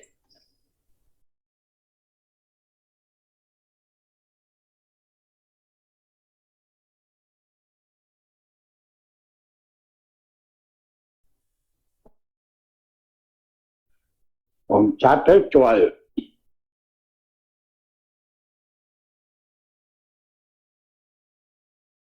Sai Leelas.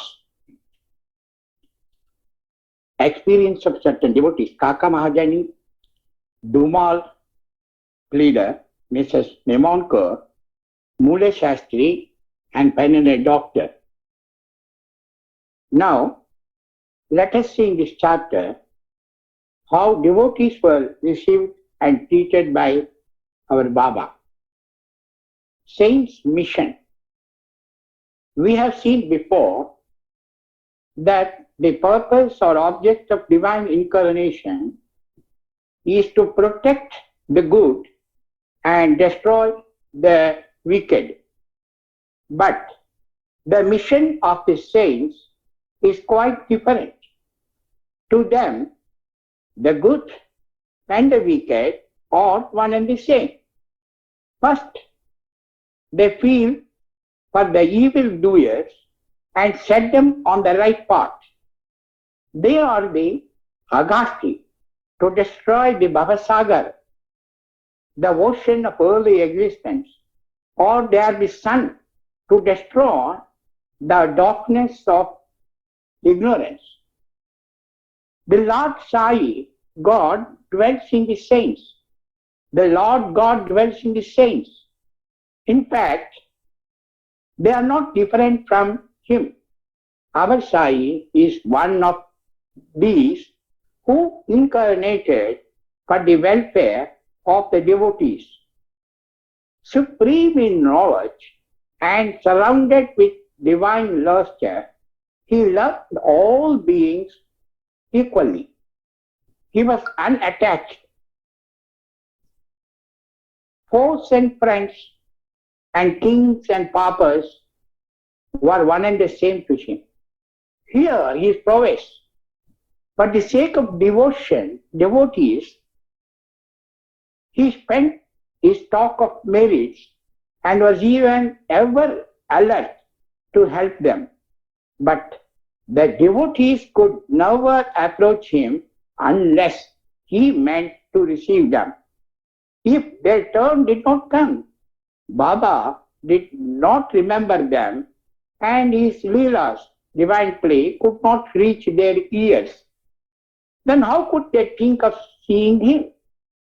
Some men desired to see Sai Baba, but they did not get any opportunity of taking His darshana till His Mahasamadhi. There are many such persons whose desire for Baba's darshana was not thus satisfied. If these persons, believing in Him, listened to His Leelas, their quest for milk-like darshana will be to a great extent satisfied by the buttermilk-like Leelas. Even if some persons went there by sheer luck, and took Baba's darshana, were they able to stay there longer? No. Nobody could go there of his own accord, and nobody could stay there long even if he so wished. They could stay there so long as Baba permitted them to stay, and had to leave the place when asked to do so by Baba. So everything depended on Baba's will. Kaka Mahajani. Once Kaka Mahajani went to Shirdi from Bombay. He wanted to stay there for a week-long time and enjoy the Gokulashtami festival. As soon as he took Baba's darshana, Baba asked him, "When are you returning home?" He was rather surprised by this question, but he had to give some answer. He said that he would go home when he ordered him to do so. Then Baba said, "Go tomorrow." Baba's word was law and had to be obeyed. Kaka Mahajani therefore left Shirdi immediately. When he went to his office in Bombay, he found that his employer was anxiously waiting for him. His Munim, that is the manager, suddenly fell ill, hence Kaka's presence was absolutely necessary. He had sent a letter to Kaka at Shirdi, which was redirected to him in Bombay. Babu Sahib Dumal. Now listen to an opposite story. Once Babu Sahib Dumal was going to Nepal for a case. On the way, he came to Shirdi, took Baba's darshan and wanted to proceed to Nepal immediately. But Baba did not permit him to do so. He made him stay at Shirdi for a week or more. In the meantime, the magistrate at Nepal suffered intensely from pain in the abdomen, and the case was adjourned. Mr. Dumal was then allowed to go and attend to his case. It went on for some months and was tried by 4 magistrates. Ultimately, Mr. Dumal won the case and his client was acquitted. Mrs. Nimonkar. Mr. Nana Sahib Ninonkar, Wattender of Nimon and honorary magistrate, was staying at Shirdi with his wife. Mr. and Mrs. Nimonkar were spending most of their time in the masjid with Baba and serving him. It so happened that their son fell ill at Bolapur, and the mother decided with Baba's consent to go to Bolapur and see her son and other relatives and stay there for a few days. But Mr. Nana Sahib asked her to return the next day. The lady was in great fix and did not know what to do. But her God Sai came to her help. While leaving Shirdi, she went to Baba, who was standing in front of Sakesh Wada along with Mr. Nana Sahib and others. And she prostrated at his feet and asked his permission to go. Baba said to her, go quickly, but be calm and unperturbed. Stay comfortably at Bolapur for few more days, for 4 days. See all your relatives and then return to Shirdi. How opportune were Baba's words. Mr. Nana Sahib's proposal was overruled by Baba's decree. Mule Shastri of Nashik, an orthodox Agnihotri Brahmin of Nasik by name Mule Shastri, who had studied the 6 Shastras and was well versed in astrology and palmistry, once came to Shirdi to see Mr. Bapu Sahib Bhuti, the famous millionaire of Nagpur. After seeing him, he and others went to see Baba in the masjid.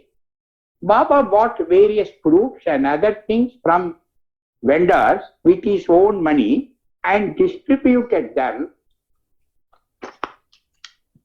to the persons present in the masjid. Baba used to press the mango on all sides so skillfully that when any person received it from Baba and sucked it, he got all the pulp at once in his mouth and could throw away the stone and the skin forthwith. Plantains were peeled off by Baba and the pulp was distributed to the devotees while the skins were retained by Baba for himself. Mule Shastri, as a poemist, wanted to examine Baba's hand or palm and asked him to extend the same. Baba ignored his request and gave 4 plantains to him. Then they all returned to the Vada and Mule Shastri bathed, wore sacred clothes and started his routine duties, namely Agnihotra, etc. Then Baba, as usual, started for Lendi and said, take some geru, that's a red miney substance, to dry clothes in saffron color. We shall today don saffron colored cloth. None understood what Baba meant. Then after some time, when Baba returned and preparations for the noon arati were being made, Bapu Sahib Jog asked Mule Shastri whether he would accompany him for the arati. He replied that he would see Baba in the afternoon. Very soon, Baba sat on his seat, was worshipped by the devotees, and arati commenced. Then Baba said, get some dakshina from the new Nasik Brahmin. Bhuti himself went to the Vada to get the dakshina, and when he gave Baba's message to Mule Shastri, he was sorely perplexed. He thought in his mind, thus, I am a poor, pure Agnihotri Brahmin. Why should I pay dakshina? Baba may be a great saint. I am not his dependent. But since a great saint like Sai Baba was asking for dakshina through a millionaire like Bhuti, he could not refuse. So, leaving his routine unfinished, he forthwith started with Bhuti to the masjid. Thinking himself holy and sacred and the masjid otherwise, he remained at a distance. And after joining his palms, threw flowers at Baba. Then lo, all of a sudden, he saw no Baba in the seat. But soon, his late Guru Golab Swami there. He was speechless for some time.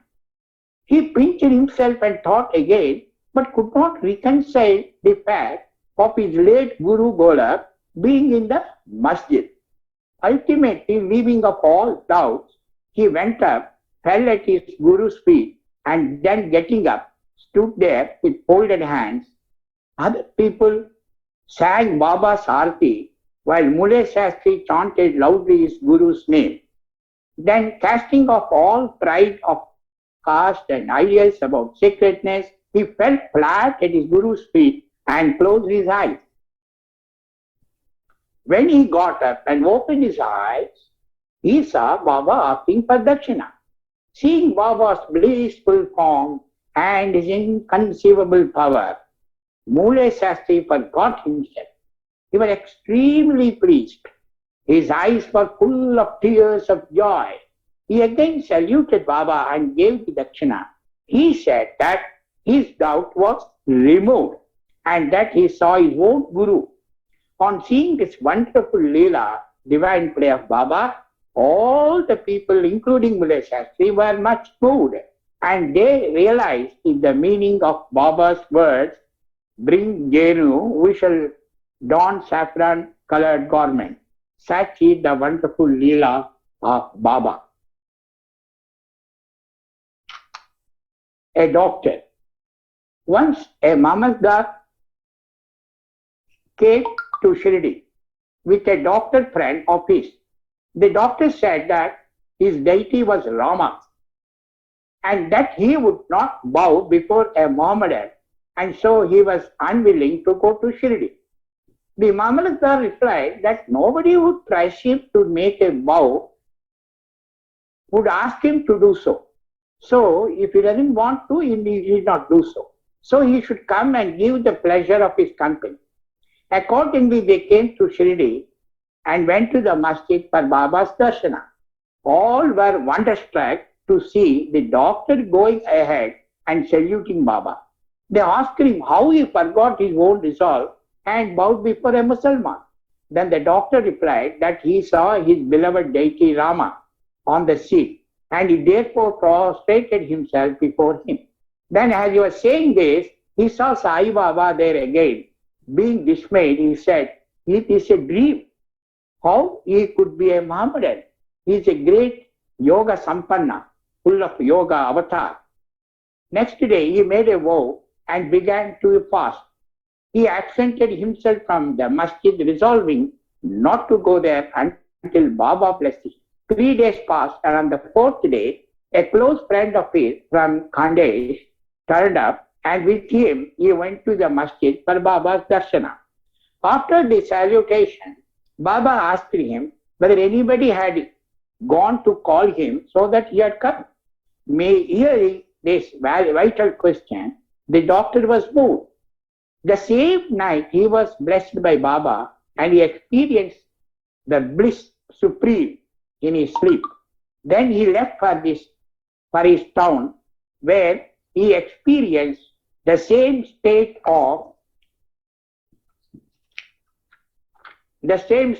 for a fortnight.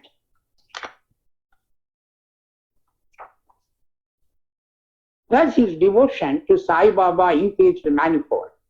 The moral of all the stories mentioned above, specifically that of Mule Shastri, is this, that we should have firm faith in our Guru or none else. More Leelas of Sai Baba will be described in the next chapter. Bow to Shri Sai, peace be to all. Sai. Sai Ram.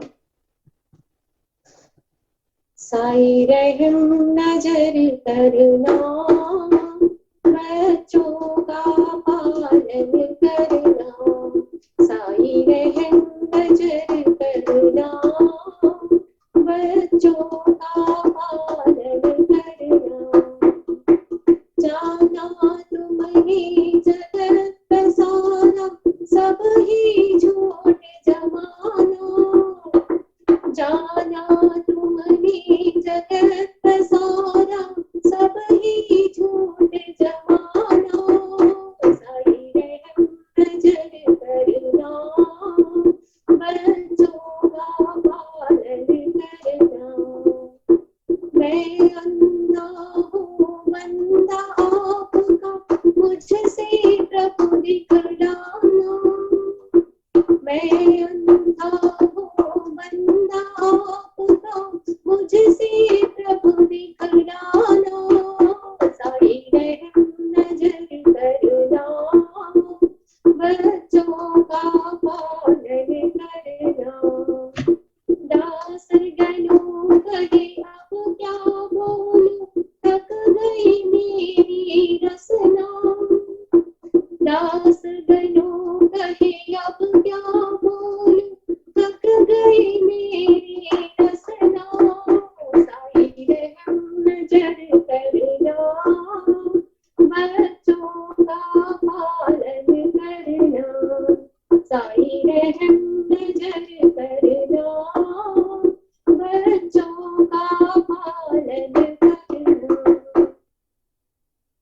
आरती साई नाथा, कलियुगी विधाता, जानती भक्तगणा, पाई ठेविला माथा, ठेविला माथा, आरती साई नाथा, त्रिभुवन जरी व्यापिरे, दशामुहे